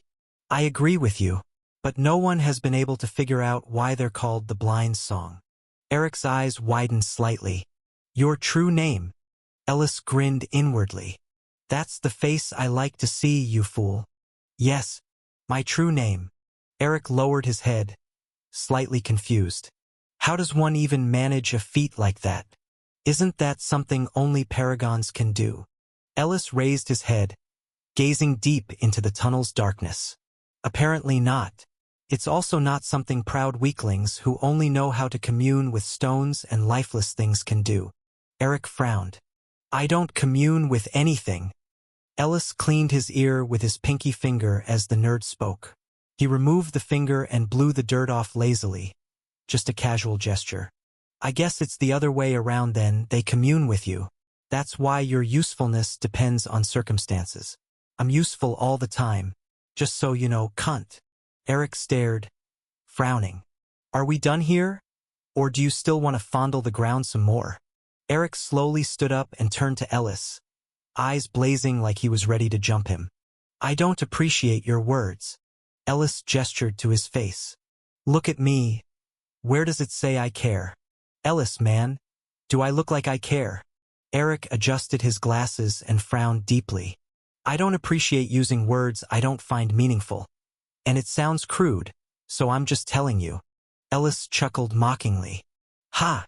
Guess the intelligent one isn't so intelligent after all. Wouldn't you call that another jaw-dropping irony? Huh? Hermit. Eric shook his head and walked away. You don't hesitate to go leaps and bounds to show me how unintelligent you are. It's soothing to watch. At least I'm not the one who needs cities to actually have defense mechanisms to be useful. Tell me, were you actually useful in the Dark Continent? 'Cause I never really heard about you. Or were you just some guy running with the crowd, being saved by the frontliners? Speaking with you is pointless. Tisk. Ellis clicked his tongue irritably, and they continued in silence. They checked another tunnel, then another and another, all in silence except for when Eric asked whether they were still within the city's perimeter and Ellis would answer after scanning the area. The tunnel was a strange and interwoven maze, starting from a particular point that looked like a channel of chambers. Entering each chamber revealed another tunnel. Every time they retreated from a tunnel, they entered another chamber. There were 8 chambers total. They had inspected 7 and were now retreating to check the last one. Ellis's gaze was fixed on the ground as they walked the channel. He had summoned his own light long ago and was walking independently. Then he noticed something as they moved forward. The ground was hardened rock, but beneath that surface, he could see traces of thin metal rails buried deep into the stone. He didn't pay attention to it at first, but finding something interesting made his eyes subconsciously trace the pattern until something clicked in his consciousness, and he suddenly stopped. They were just at the entrance, about to emerge from the 7th chamber, so his sudden halt made Abyss Tyrant stop as well, which in turn made Eric stop. Adjusting his glasses, Eric turned back. What? Ellis stared at the ground with a dark frown. Since you commune with the ground, you'd probably know, but isn't it strange that there's metal buried in the rock? And it's really long too, as if something's supposed to travel along it. Eric frowned. What? At that moment, both heard a cold, bone-chilling screech that echoed endlessly through the tunnel like the wail of something ancient and hungry. They locked eyes, and Abyss Tyrant's gaze sharpened. "We should get out of here quickly," Ellis suggested. "Yeah, I totally agree." Eric complied. They quickly stepped out and now stood before the last chamber, wondering whether to venture into its depths or retreat entirely. Both of them stood before the final chamber. It was the last one, and Eric knew he needed to account for every single tunnel.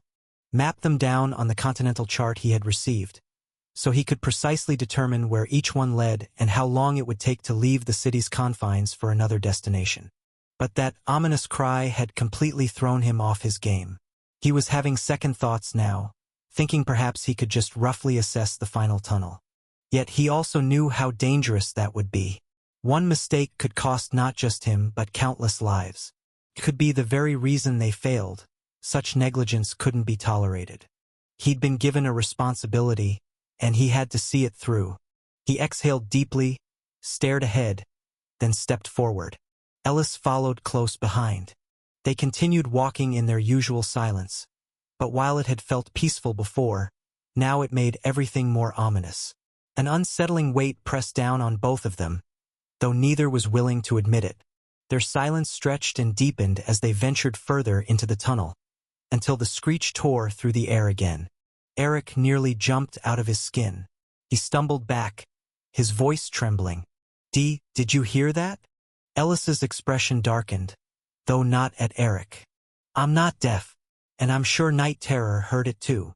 Abyss Tyrant emerged slowly from the shadows behind Ellis, opening one hand to summon a black staff crowned with a crescent head. He drove the weapon into the ground, and immediately black light rippled outward in expanding circles from the staff. His gaze sharpened, though it was difficult to read his expression beneath the skull-like mask with its hollow, empty sockets.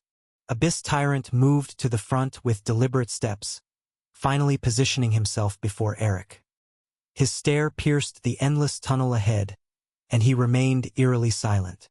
Eric staggered backward, muttering to Ellis, "Hey, do you really trust this thing to protect us? I mean, it's a monster." Ellis sighed. "He has protected me multiple times.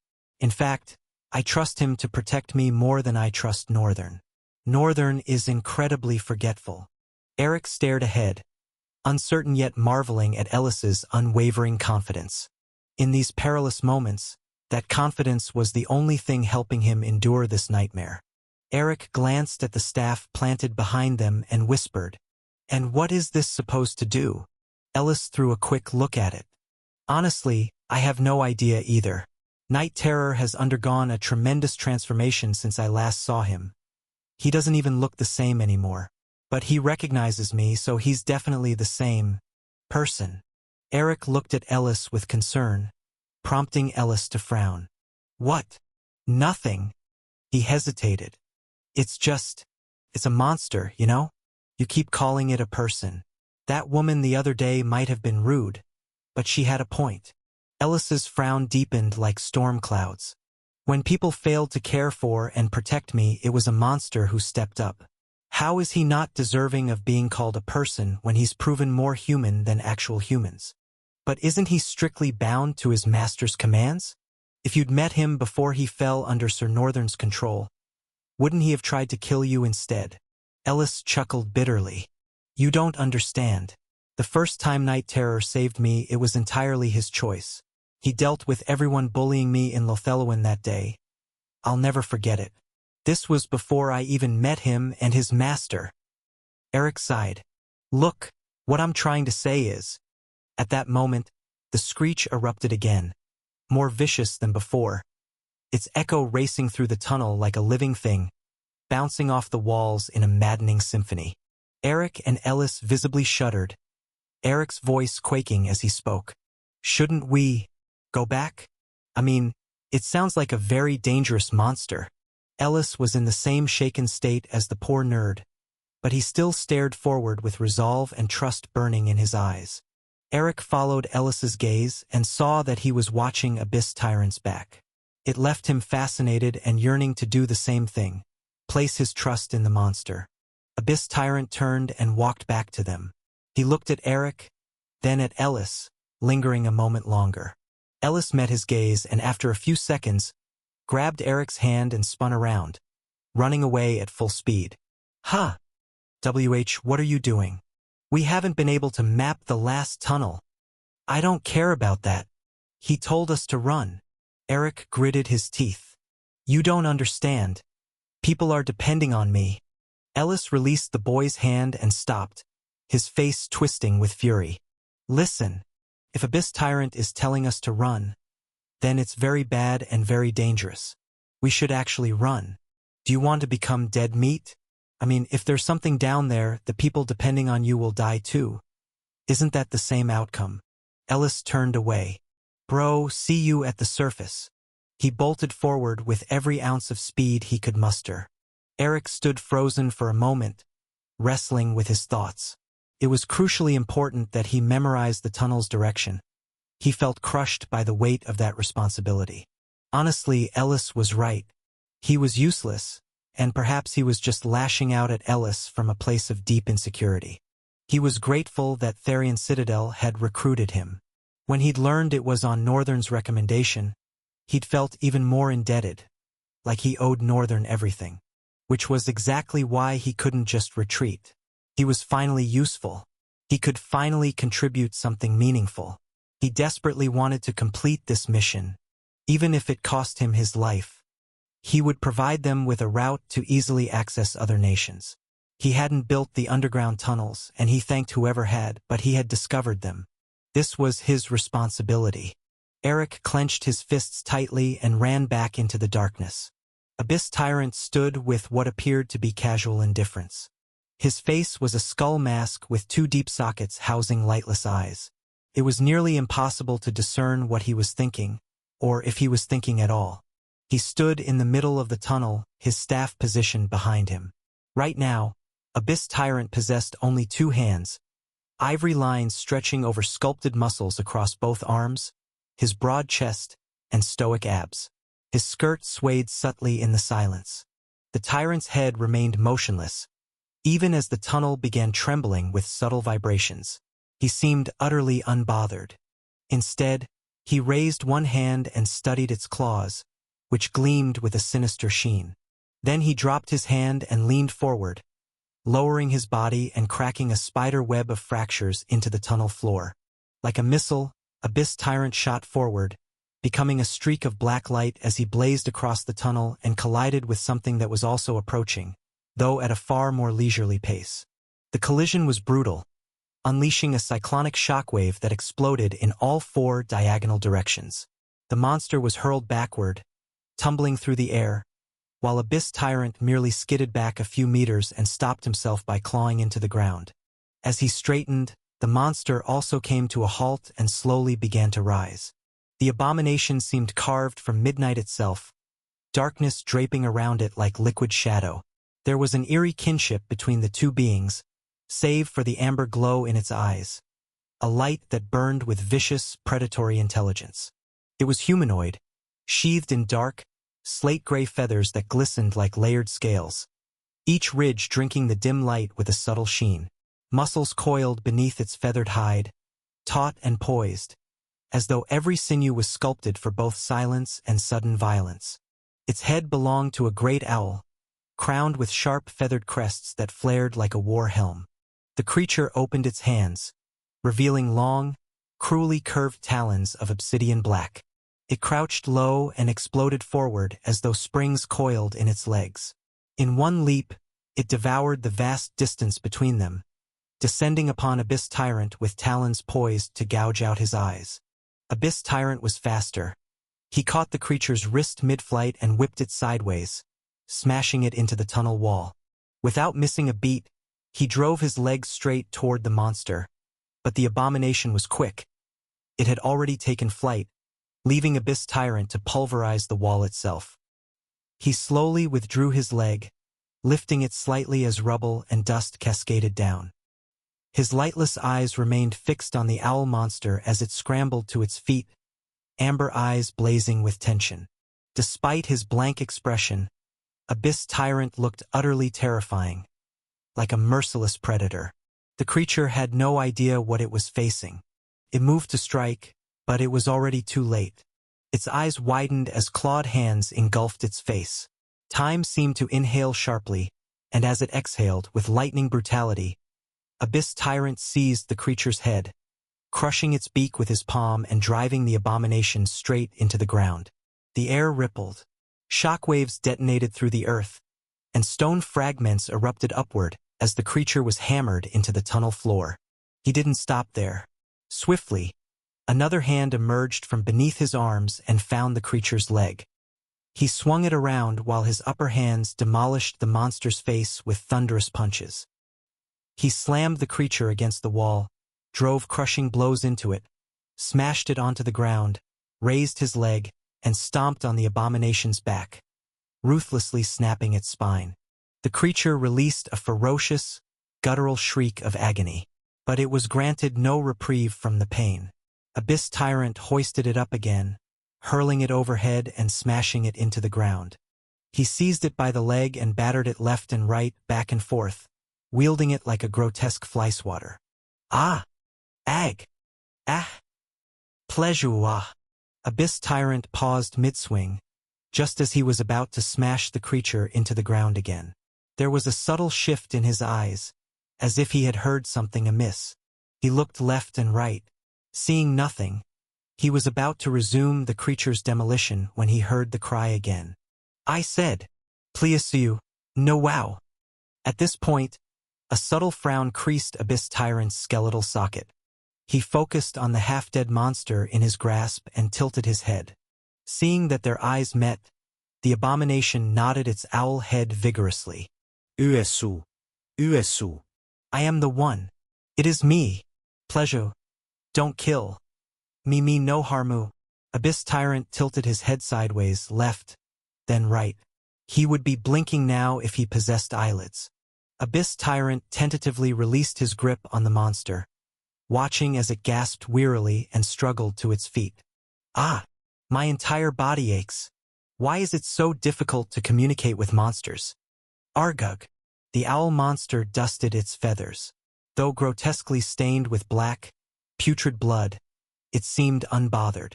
It fussed more over the stains and dirt on its plumage than its mangled hand and crushed beak. You brutish creature. You have no idea how long it took me to grow these new feathers. Don't go smashing me on the ground like some mindless savage. You dysfunctional imbecile. Abyss Tyrant's eyes flared darkly, his claws gleaming with wicked intent. Oh, violence is not the answer, my lord. Let's not choose violence, shall we? It touched its beak gingerly. Damn. It hurts so much to speak. Abyss Tyrant continued staring for several moments. Then he extended his arms backward, opening his fingers. Barely a heartbeat later, the staff of the Forsaken Crescent spiraled through the tunnel and landed squarely in his grasp. He swung the crescent edge toward the monster, stopping mere inches from its throat. Lord Commander, sir, as I have said, I shall not dare attempt anything foolish. It has been made crystal clear that I was, for a moment, pompous, utterly stupid. I deserved punishment, but you have punished me thoroughly. It sniffled, almost sobbing as it glanced at its mangled hands. My hand and spine aches unbearably, sir. I will absolutely not do anything rash. In fact, I didn't mean to do anything at all. I was merely amusing myself. I can't remember the last time someone ventured down here. I simply wanted to play around. But Lord Commander, sir, you took my playfulness far too seriously. Abyss Tyrant and the strange monster marched back together, and the creature dared not try anything foolish, even though Abyss Tyrant walked casually behind it. But Lord Commander, I have to ask, you are not a monster, are you? You are something like me, are you not? Are you perhaps antisocial? He scratched his head. Oh, right. A monster like you can't really know what antisocial means. You know, there is social and then there is anti. And when you can't do either, you just call yourself antisocial. It's really a fun thing to be. I am antisocial. That's why you find me lurking in the depths of a tunnel, cursed to never die. His rigid, strong tone dropped to a somber whisper. Then he raised his head. But there is actually a good side to this curse. Will you guess? Abyss Tyrant glared at him with casual indifference. Apparently, the bastard took that as an answer or perhaps was simply being delusional. That's right, Lord Commander. Feathers. I get to have new, fine, beautiful feathers. This time it's gray. Last time it was blue. Quite unmatching for an antisocial like me, I know. But it's not like we get to decide these things. It's something in our body responsible for it, I guess. He paused and glanced back at Abyss Tyrant, enviously eyeing his glossy black skin. You must shed your skin a lot, Lord Commander? Or how do you maintain such flawless skin? Do you use treatments, by the way? Want to share some tips with this old dude? Abyss Tyrant did not respond, so the owl monster fell silent as they walked further. As they neared the entrance, Abyss Tyrant stopped, staring forward with a suspicious glare. The owl monster shaded his eyes and squinted. Oh, looks like there's a dead boy there. One of yours. Abyss Tyrant flashed forward in an instant. The owl monster, startled, nearly staggered away, looking back. But Abyss Tyrant was still standing there. And another Abyss Tyrant stood ahead, looking down at the boy with broken glasses, lying in a pool of his own blood. The second Abyss Tyrant and the abomination trekked forward to meet the other one standing above Eric's cold body. He turned his head and looked at them as they approached. The monster staggered back, visibly startled. What? Don't look at me like that. I didn't do anything. The whole time, you were dealing with me. Remember? Abyss Tyrant looked down. Even though his eyes were lightless, the disturbance in them could still be felt. The owl monster hesitated. Maybe I could help you check him. Abyss Tyrant fixed him with a guarded glare. See, Lord Commander, I might look like this, but I used to be a very good physician. It's a condition that makes a crayfish bend. Don't look down on me. Abyss Tyrant continued staring with wariness. The owl monster glanced down at the boy drowning in his own blood. He's probably still alive and dying as the seconds pass. Will you let me help? Or continue to stay guarded and wary of me? Abyss Tyrant seemed to sigh. Then he stepped back while the one behind pushed the owlman forward. He moved closer to Eric's body and knelt beside him. He turned him over, revealing 3 deep, serious gashes carved across his chest and stomach. Ooh-wee, that is definitely some serious injury. Needs to be treated quickly. Abyss Tyrant stared at him. What? Don't look at me like that. Don't you guys have a state-of-the-art medical facility around here? It's been a while since I've been to the surface world. I'm sure it would be beyond state-of-the-art, Cosmotech standard for sure. He stood up. Lord Commander, lift the boy and let us proceed to save his life. As he rose, Abyss Tyrant grabbed his neck and slammed him against the wall, causing him to cough up black blood, his large eyes nearly bulging from their sockets. Abyss Tyrant glared at him silently and viciously, making him almost choke on his own saliva as he tried to swallow. Look, it's not that I'm trying to hide anything from you. I'm being earnest. I didn't do anything. It's just that. He looked sideways, avoiding Abyss Tyrant's dark gaze. I might know who did it. The tyrant's grip on his neck tightened like a vice. The owl monster struggled visibly, his face contorting with strain. See, the tunnel has guardians. We've been here for so many years that we've lost count. Some of us guardians have grown irrational and twisted over the years. There's no predicting what they will do. He coughed violently, nearly suffocating.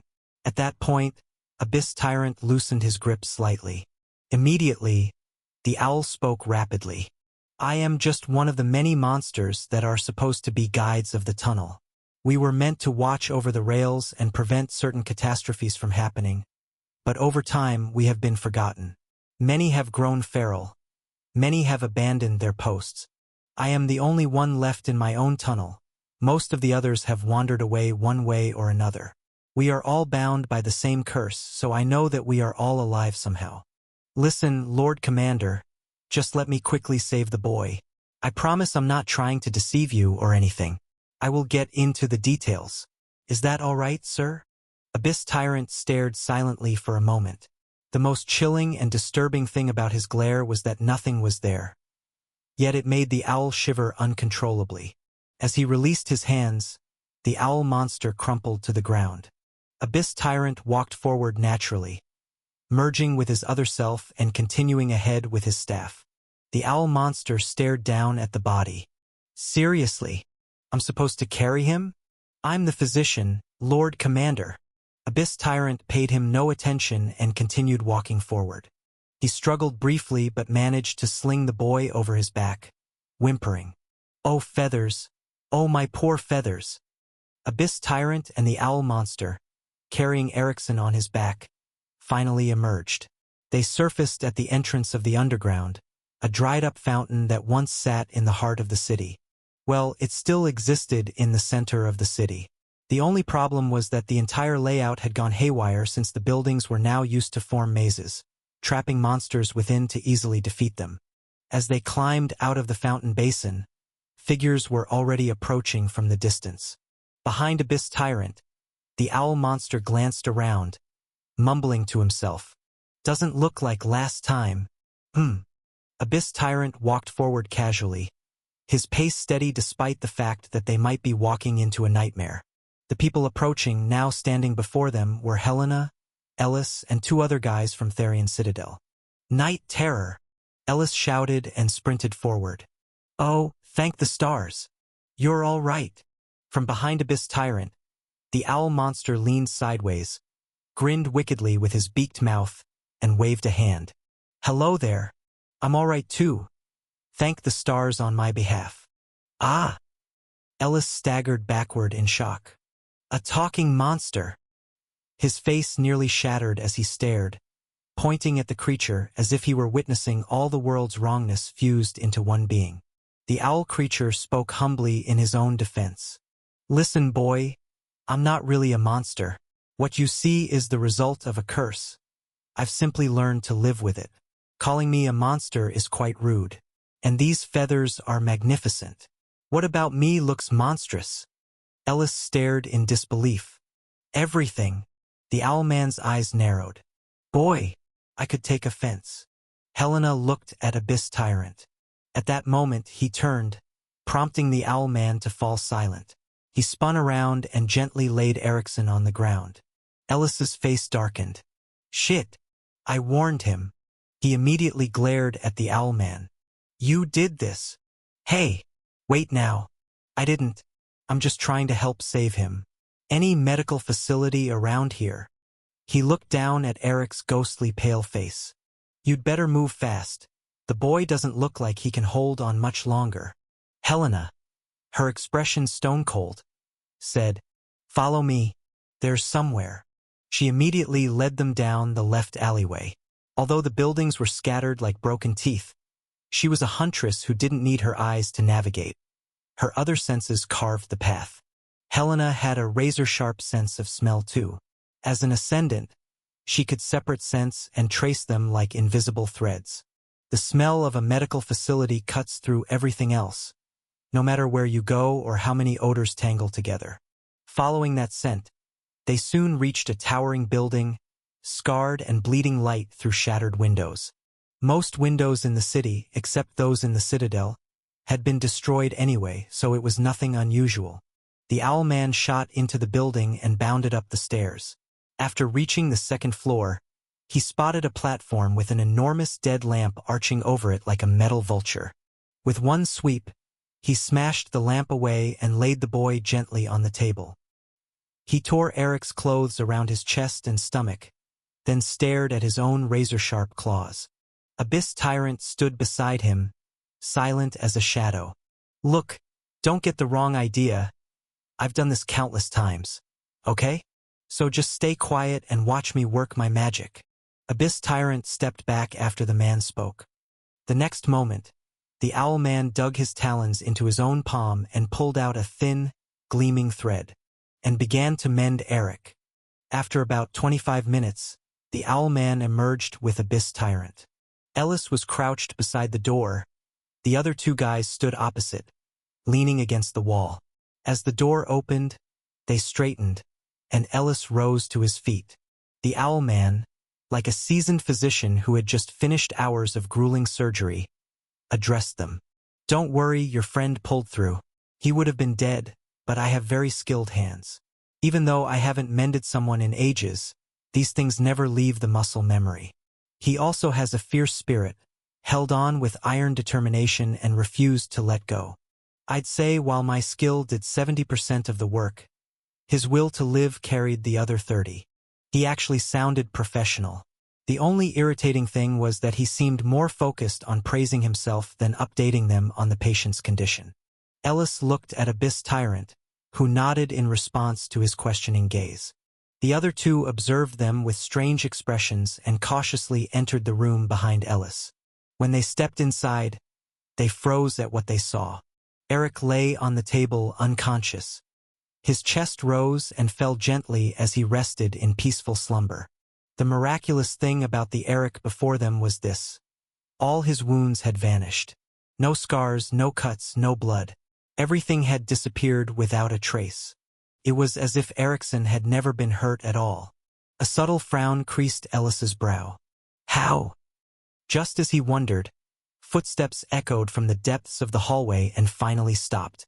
He stepped out to find Annette and Helena standing before the strange creature.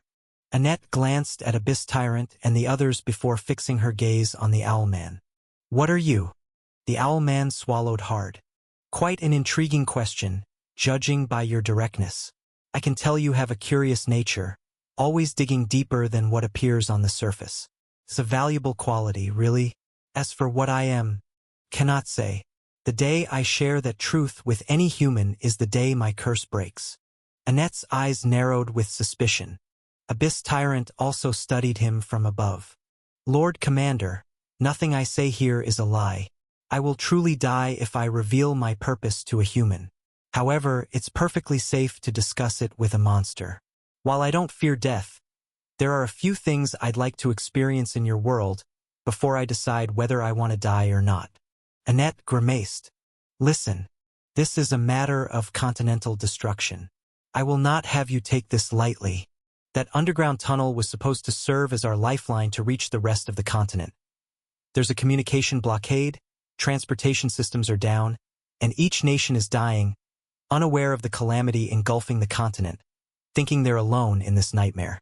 Her gaze hardened further. That tunnel is our way to save the nations. We need it. If there's something prowling down there that could sabotage our plan, you need to tell us. Please. Annette's voice softened. The Owlman studied her for a few heartbeats. Then he sighed.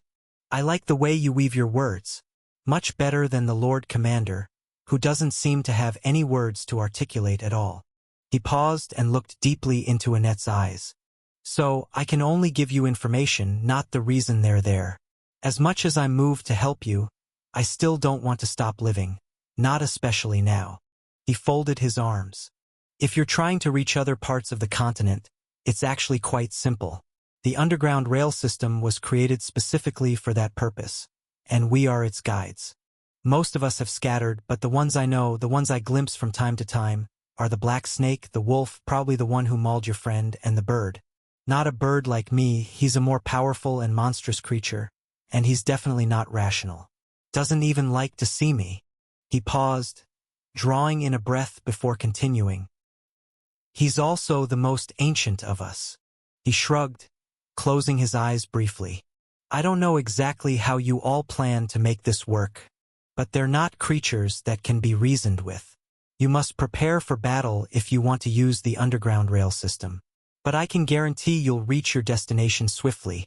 As long as you don't get killed, of course. Annette looked down for a moment, absorbing and mulling over everything the owl had said. The owl, meanwhile, whistled idly, studying the walls and ceiling with casual interest. Annette finally sighed. It seems you're right, we indeed must be ready for battle if we're going through that tunnel. That much is settled. The owl looked at her and nodded. Good thing you came to terms with that quickly. Annette's expression darkened. I'm sorry, but we also have no intention of letting you roam free. We'll be moving through that tunnel together. Just as she spoke, Abyss Tyrant's hand shot out and seized the Owlman's throat as he tried to leap away from their group. Damn it! Damn it! I can accept humans. I hate monsters. I hate all of you. Abyss Tyrant hoisted him off the ground. Annette walked back inside and emerged with Eric cradled in her arms. Then they abandoned the ruined medical facility. Revant slowly removed the gloves from his second hand first. He pulled off his suit jacket, leaving only the inner shirt and waistcoat. Then he rolled up his shirt sleeves, sighing before brushing his hair back with his hand. Throughout all of this, Khal stared with a strange and confused expression. How can he be so comfortable in despair? What is he doing? Why is he doing all that? His mind refused to let him rest, as if he were overthinking every single one of Revant's movements, even the meaningless ones. Because he was so shaken and watchful of the broken tyrant that he wanted to make sure everything Revant did, both known and unknown, was under his radar, that he would see every move coming. Little did he know, he was slowly becoming paranoid over small, meaningless gestures. Revant, unaware of how intensely his opponent was watching, finally stilled himself. He stood like a statue, staring at Khal with a dark, disgusted expression. This prompted Khal's face to darken with annoyance as well. I see. Indeed, I underestimated you. I thought that if I added more properties to the reflected despair, you would cower. You might have lost yourself to a child, but you are still a tyrant at the end of the day, broken or not. Khal simply turned his neck left, and a bone-chilling crack echoed out. He turned it right and the same sound followed. He stood silent for a moment. The air between the two stilled once again. The cold frigidness had somehow been subdued by the heat boiling up from the Earth's crust. The battle between Kryos and Ul, but neither of these two were concerned about that. If anything, the boiling air seemed to pause for them, sweeping away from the battleground for a moment. Then Khal moved. He vanished, that was the right word. Distance became meaningless as he covered a vicious stretch of it with blurred legs, all before a second could complete itself. Revant didn't look surprised. Fun fact? He wasn't even looking. But as Khal reached him, his hand flew back, palm open, his eyes full of indignation and disgust at having to actually try. His hands, at midrib level, flashed forward and blurred so insanely fast they became invisible, phasing past Khal's attacking claws, phasing past his body, and stopping in his stomach. Khal froze mid-movement and looked down with widened eyes. What? The broken tyrant's hands were inside his stomach, gripping one of his organs, his liver to be specific. I wonder if I can sell this organ for a fair amount. I plan to go on vacation. That fool has no money to help me either way. He looked at Khal. You've been around for a while, yes? How much do you think organs are worth these days? Slowly, no, not slowly, casually, Revant pulled out the organ he was holding without having to tear through skin. He looked at the wedge-shaped organ in his hands, smeared with blood alongside his entire hand. His face contorted with disgust for a moment. Then he walked back, shattered some ice from the ground, placed the organ on his suit jacket, and packed ice around it. He stood up and straightened with satisfaction, then turned back to Khal, and tilted his head. You can simply reflect another one, so this shouldn't be an issue, right? Khal frowned. That was exactly what he was thinking. But there was something unsettling about the way the broken tyrant said it. Meanwhile, Revant's eyes glinted, a demonic smirk spreading across his face. Good, because I'm going to need a lot of those. Your heart too. Ah. He licked his lips like a demented psychopath. The heart of a tyrant. Has to be very expensive, right? Then I can simply harvest them as much as I need, and you can just reflect them back. Ooh. This is the first time I'm grateful to that fool for sending me out. Khal stared with a disturbed look in his eyes. He didn't realize it, but a drop of sweat was rolling down his cheek. While he was still staring at Revant, the latter was suddenly touching him, so close, hands on his shoulders. Khal's eyes widened further. When did he? He didn't finish the thought, as Revant looked at him and grinned maniacally. Then his hand sank into the tyrant's body, grabbed his left lung, and slowly ripped it out with gentle yet forceful precision. Khal gritted his teeth and stifled a groan as the tyrant tore his lung from his chest and pulled it from his body without even breaking the skin. He suddenly became short of breath. His breathing process faltered with an incomplete lung to process it. He dropped to one knee, his face pale from silent agony. Revant looked down at him, the organ dripping in his hand. I guess it doesn't matter whether we're human or not. Our bodies function the same and hurt the same. Poor thing. He casually kicked the tyrant away, and Kahl rolled with such ferocious force that the ice hills he struck were crushed to nothing. He finally came to a stop as he crashed against one of the mountains that had been reduced to a stump. Revant slowly trekked back to his initial position, broke more ice, and added the lung to his collection. He grinned proudly at what he was gathering, his eyes shining with lustrous passion for money, or was it passion for harvesting organs? It was difficult to tell, but it looked like the incomplete tyrant had found a new hobby. His expression straightened, becoming indifferent once more. He turned, and as Kahl arrived from the air, he simply raised his hands, plucked out both eyeballs, and sent a cyclonic kick that drove Kahl into the ground. The earth trembled, and ice shards were sent flying skyward. Revant didn't seem to care much. He at least added the eyes to his collection before anything else. Before Kahl could stand, there were already new eyes, another lung, a new liver too. Revant smiled genuinely, trying to suppress his unhealthy grin. This is what I'm talking about. Tyranny of dirty tricks. Let me use your tricks for something useful. Revant grinned widely and moved. He caught Kahl in a chokehold and plucked out his eyes, then threw them backward. As the tyrant tried to resist, he smashed a blow into his chest, making his entire body convulse as if poison had been injected. If you have so much time to plot world destruction, what's wrong with giving a little more time to donate to the poor? He smashed another blow into his chest before plucking out another eye.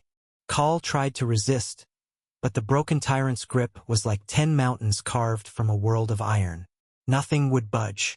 Meanwhile, Revant was endlessly pulling out eyes and throwing them backwards straight into his collection of organs, laughing like a maddened psychopath, completely unleashed. So much. Ha ha ha, so many organs. Do you even know what this means? You fool.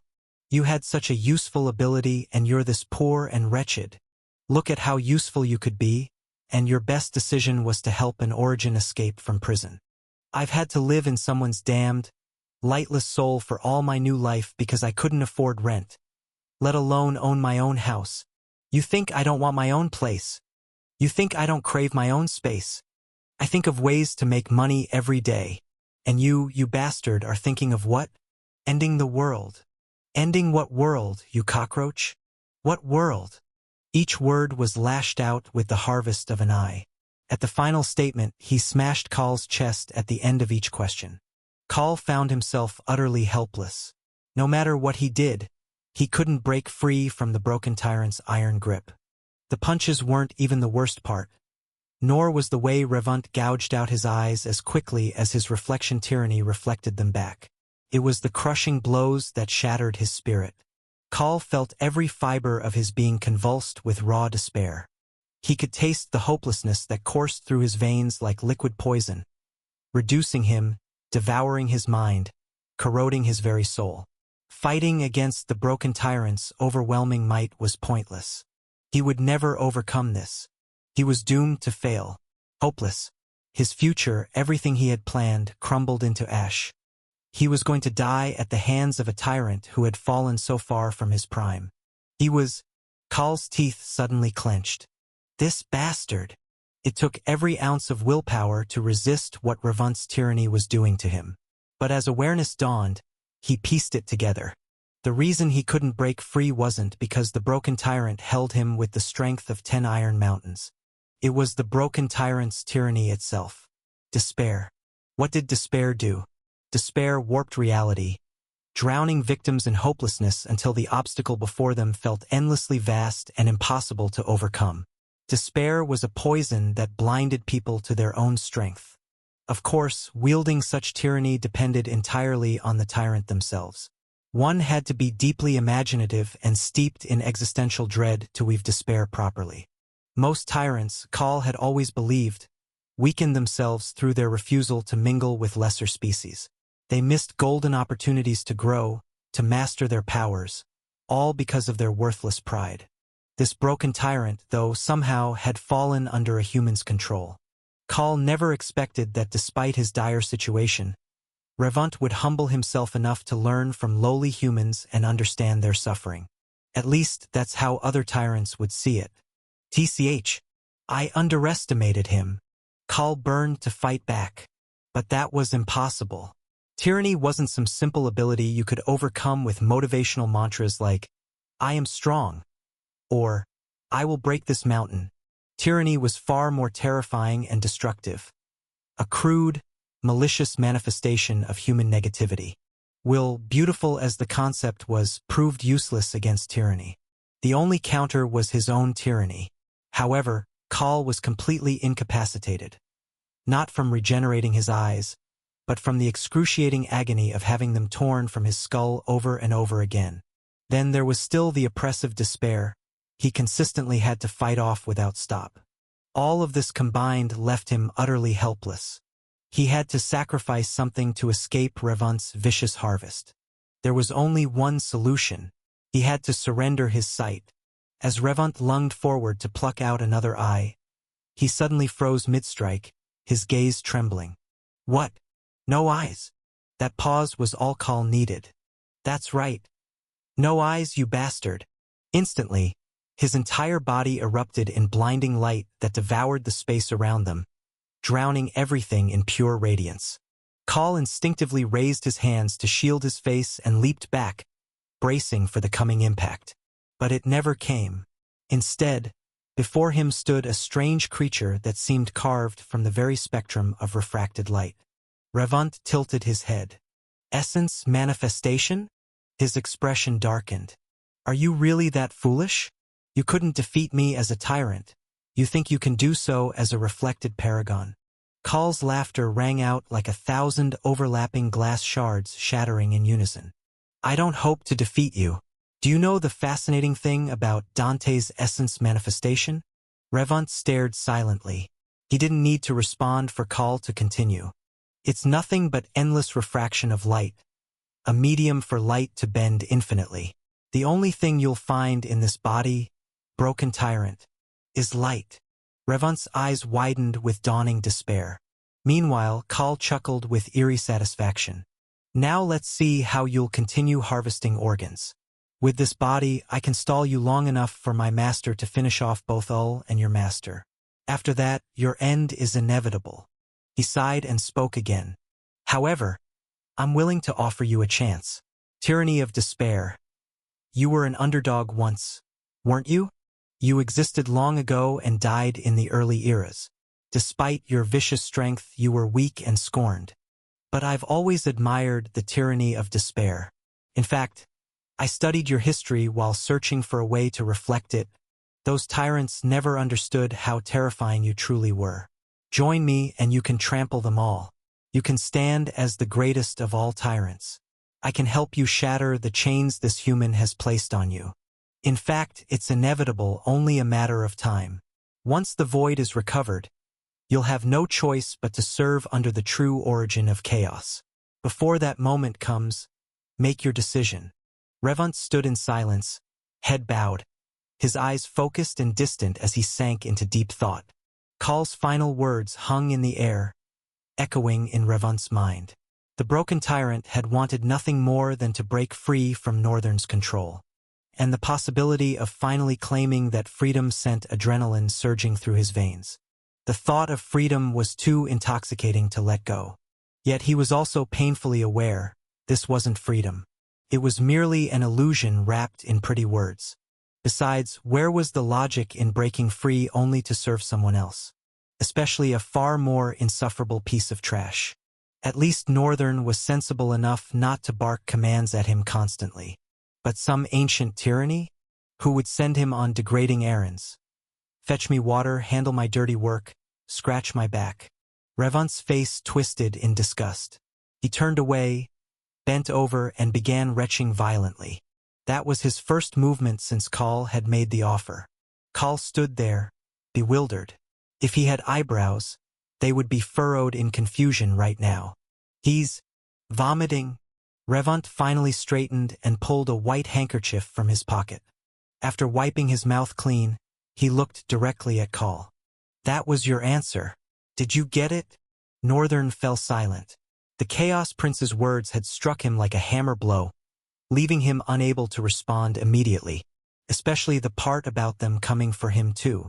That meant the Chaos Prince must know what was currently happening to him. Of course he knows. He spent his entire life as half Origin, half Tyrant. Northern looked at him with barely contained indignation. Whether they're a greater evil than you is none of my business. I have a responsibility not to give either of you what you desire. It could lead to the complete devastation of my world. The Chaos Prince threw his head back and laughed. The sound felt jarring, so Northern furrowed his brows and watched him. Ah! Devastation of your world? Northern, what are you even saying? This world is already bound for destruction. Besides, why would I concern myself with a mirrored reality? Shadows settled across Northern's face. His expression grew strained as he clenched his fist, fighting to suppress the storm brewing inside him. What do you mean? The Chaos Prince studied him with a serious expression, folding his hands before letting slip a small, infuriating smile. Northern, you knew nothing, did you? Do you know about the Great Cataclysm? Northern stared at him warily. No, never heard of it. The Chaos Prince looked away for a moment, then fixed Northern with somber eyes. Northern, you don't deserve to be kept in the dark about all of this. But I can see that darkness is where you are, where you've grown. And you'll rot there if you don't hand over the void. He paused, letting his words hang in the air like a blade. I can show you exactly what happened, but I'll need the void.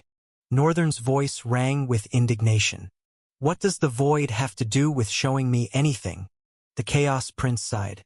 The void is the memory of all things. Don't you feel it sometimes? Or do you have too little experience to truly grasp the vastness of the power you've been harboring? Northern frowned. He knew the Chaos Prince was saying the truth.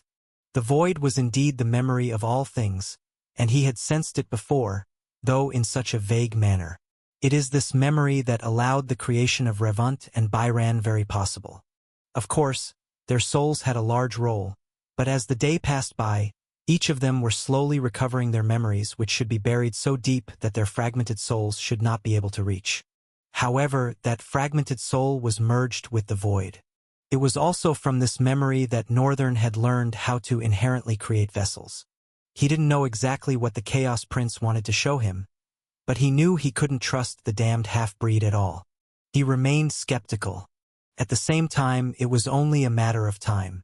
The Chaos Prince looked at him with a strange expression, making him frown again. What? The half-breed pointed to his nose. You're bleeding, Northern. Northern turned away and wiped his nose roughly, then stared at his blood-stained fingers. The Chaos Prince's sharp, vibrant voice cut through the silence. Your mortal vessel is breaking apart, Northern. The more you resist, the harder this becomes for you. Could lead to your own destruction. So can you stop being stubborn? He extended his hand toward Northern with calm composure.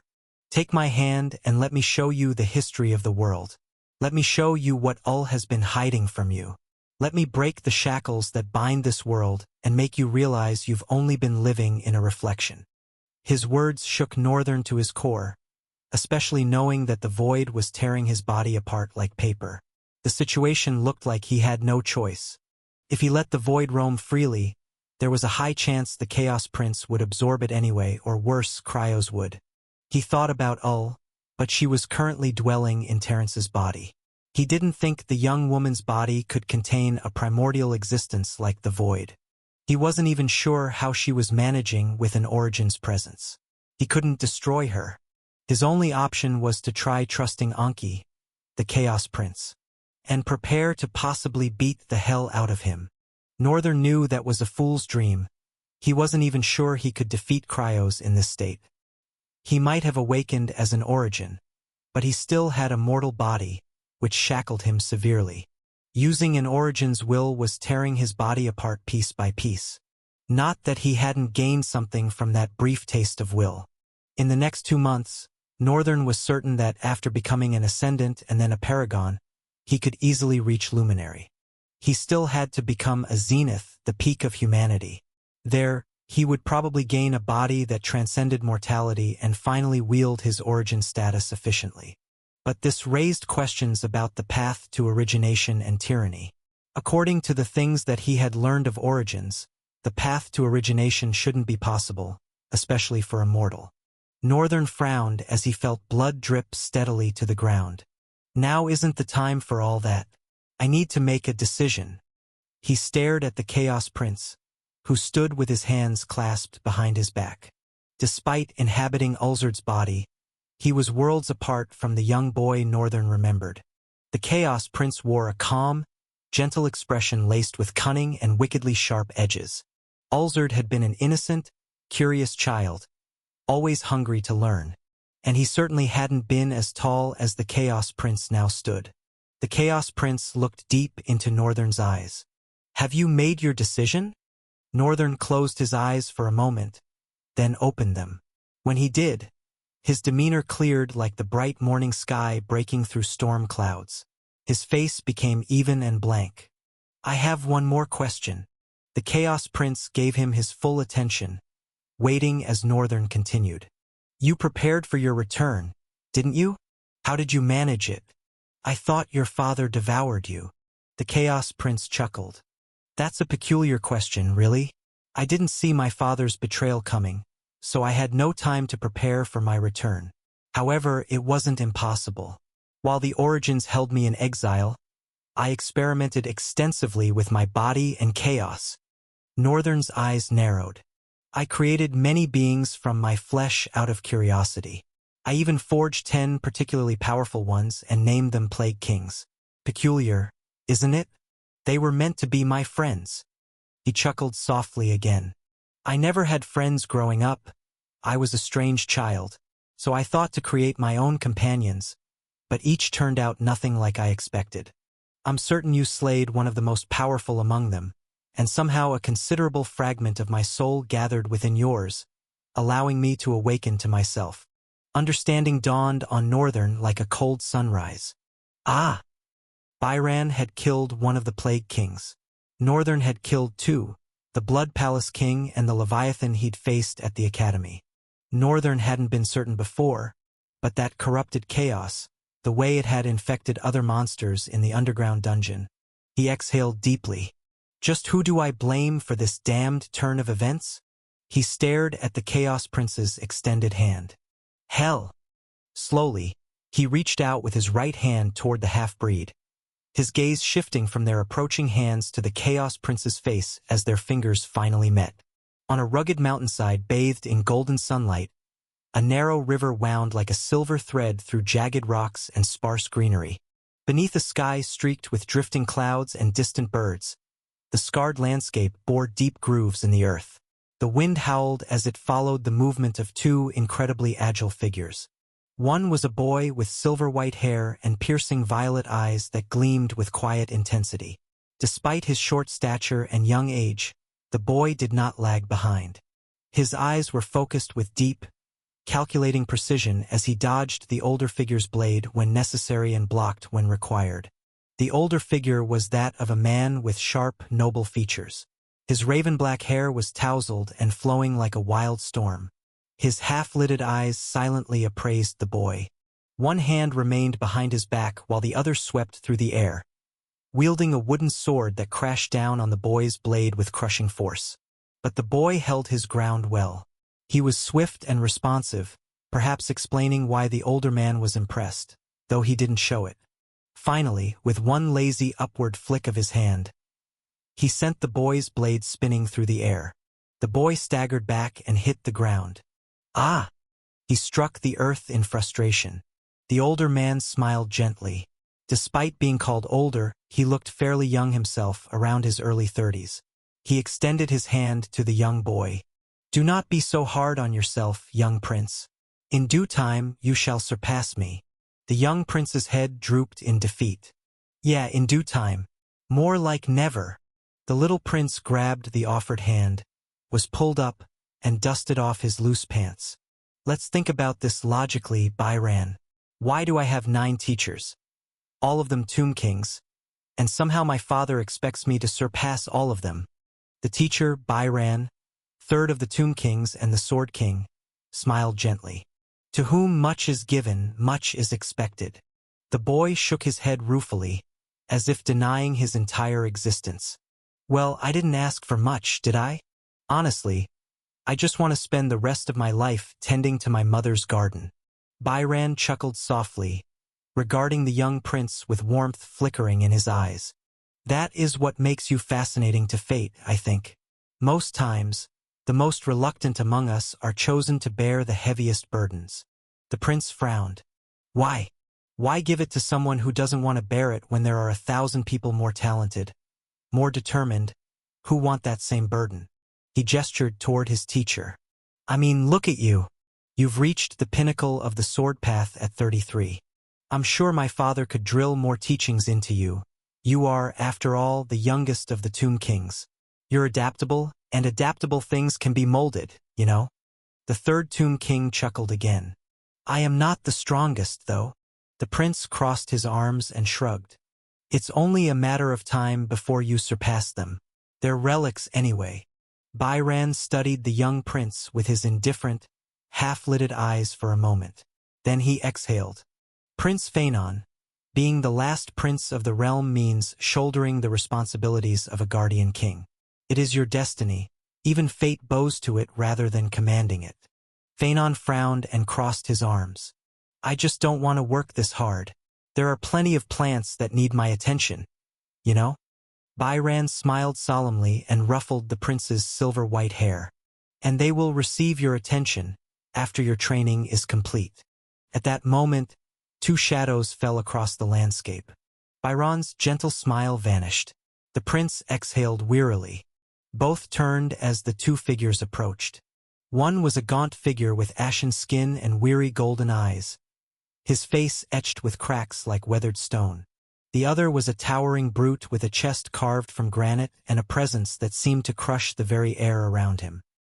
His bald head gleamed beneath the golden light, marked by a lattice of scars, one slashing down through the black patch that concealed his ruined eye. Byran regarded the hollow-skinned man first, then the giant with cool composure. Witch King, Sea King, welcome. Both nodded. The Sea King spoke, his voice rumbling like distant thunder laced with irritation. Sword King, the prince should have been with me 2 hours ago. Byron's grin seemed to grate against the brute's nerves. The prince was savoring his sword training a little too much. I couldn't just cut it short. The Sea King snarled, ready to lash out at Byran. But the Witch King gently struck his ancient staff against the ground, forcing the giant to rein himself in. Sea King, the Sword King apologizes for his oversight. He turned to the prince, his weary golden eyes and pitch-black scara nearly unsettling the young royal. Lord Phanon, it is time. The prince's expression fell as he lowered his head. Okay, Teacher Malekith. The Witch King struck his staff against the ground again, this time with enough force that the prince flinched. A prince must never bow his head to his subjects. Raise it. Prince Phanon hesitantly lifted his head and cast one final glance at Byran before walking away with the Sea King.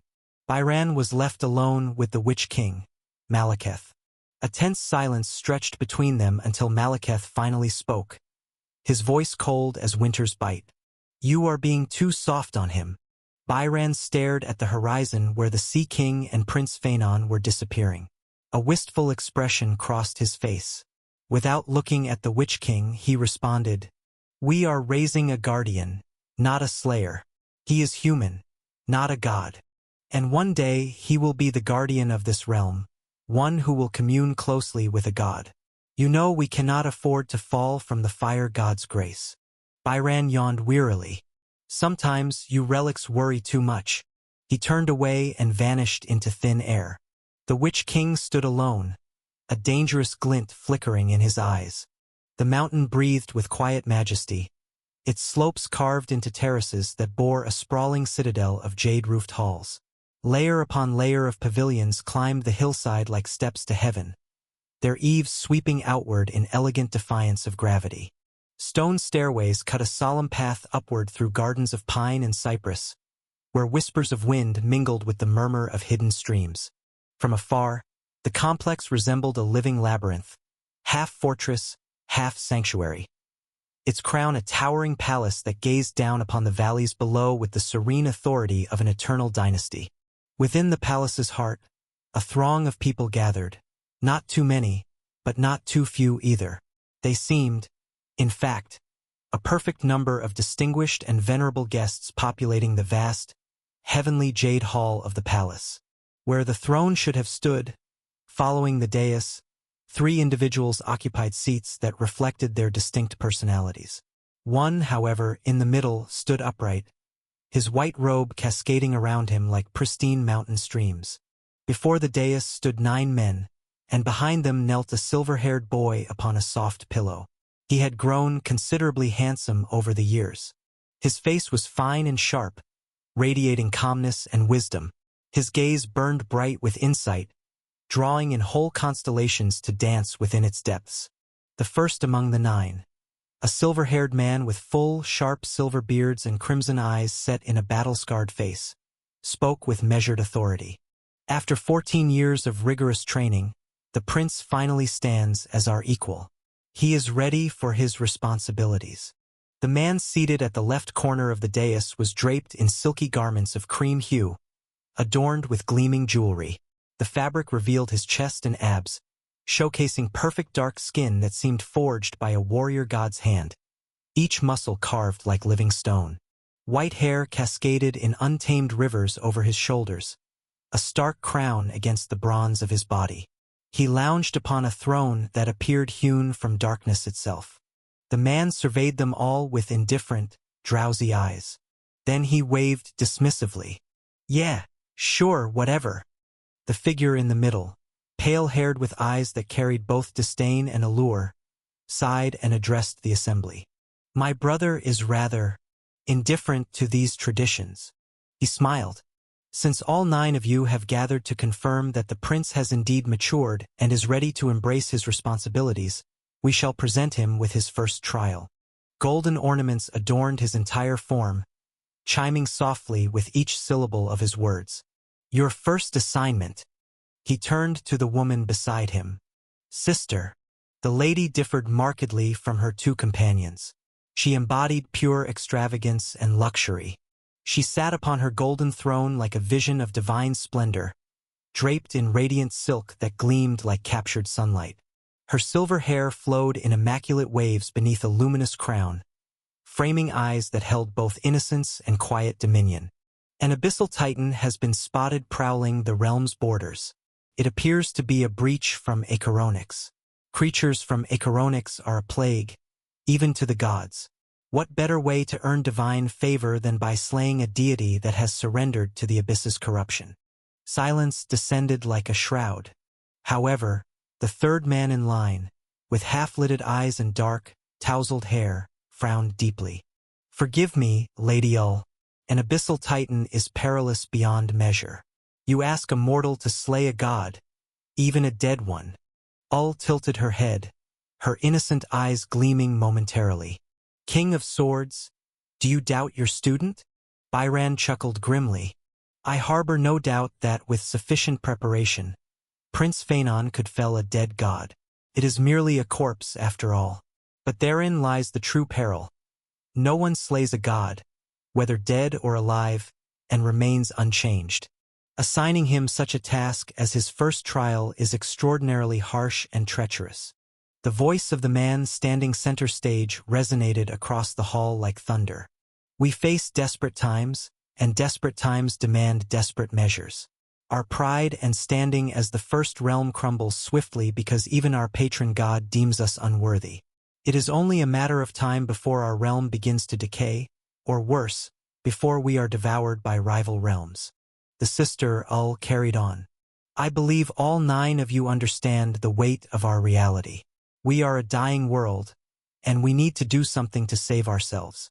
Only the prince has the power to save us, and he must save us. It is his responsibility to trial."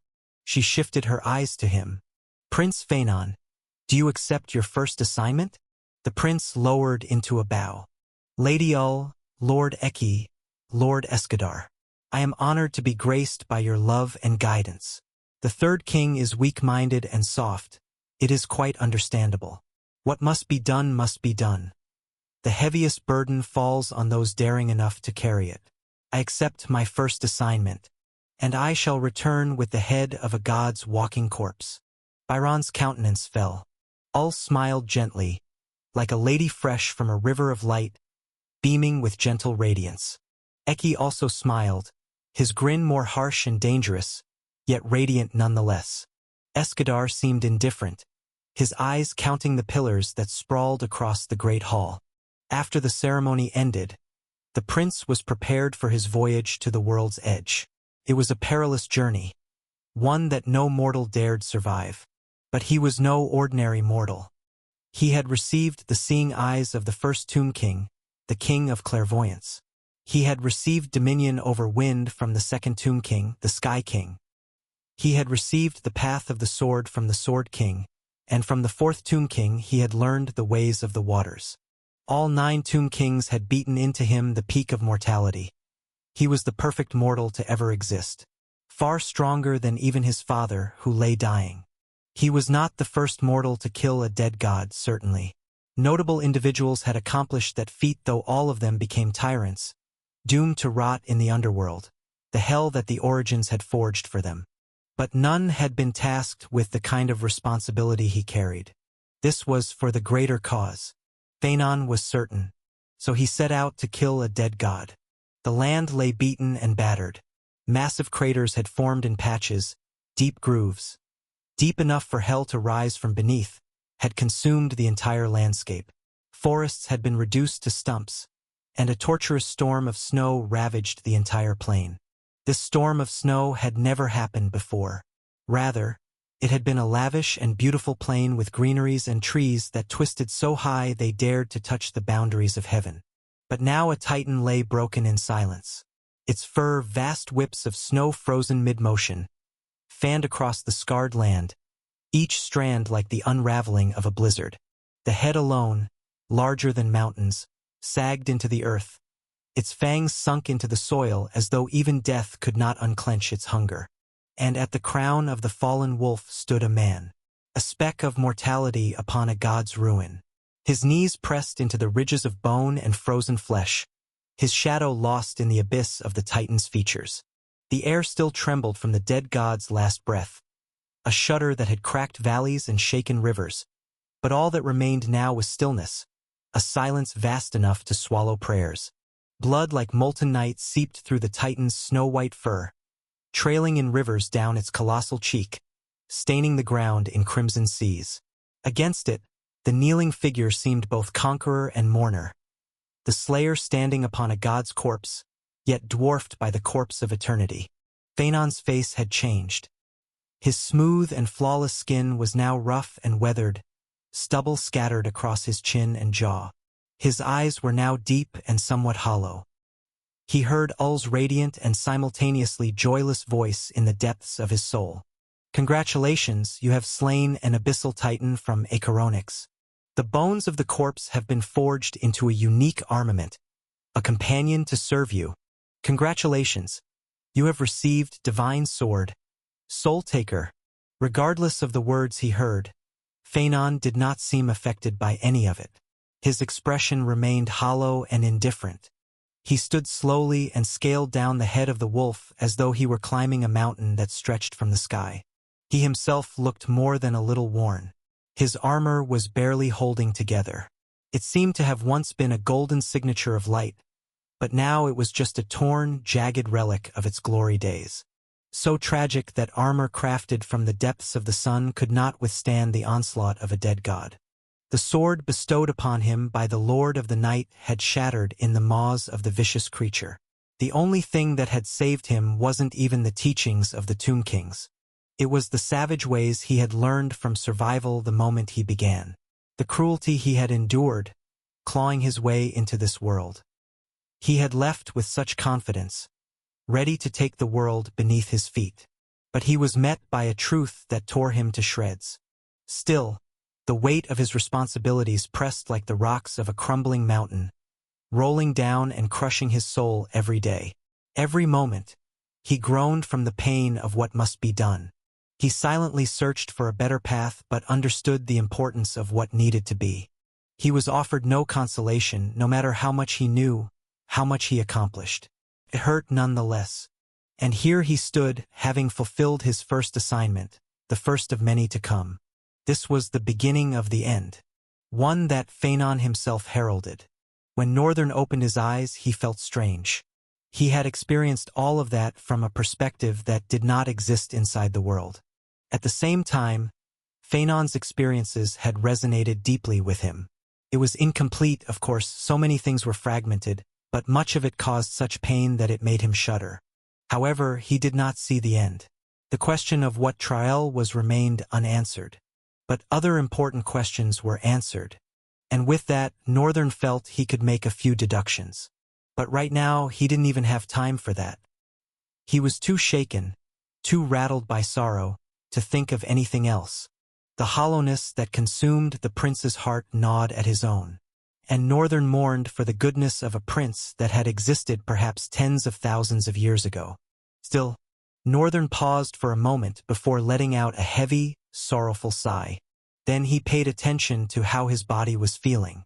Felt peaceful as expected. He could no longer enter the limitless void.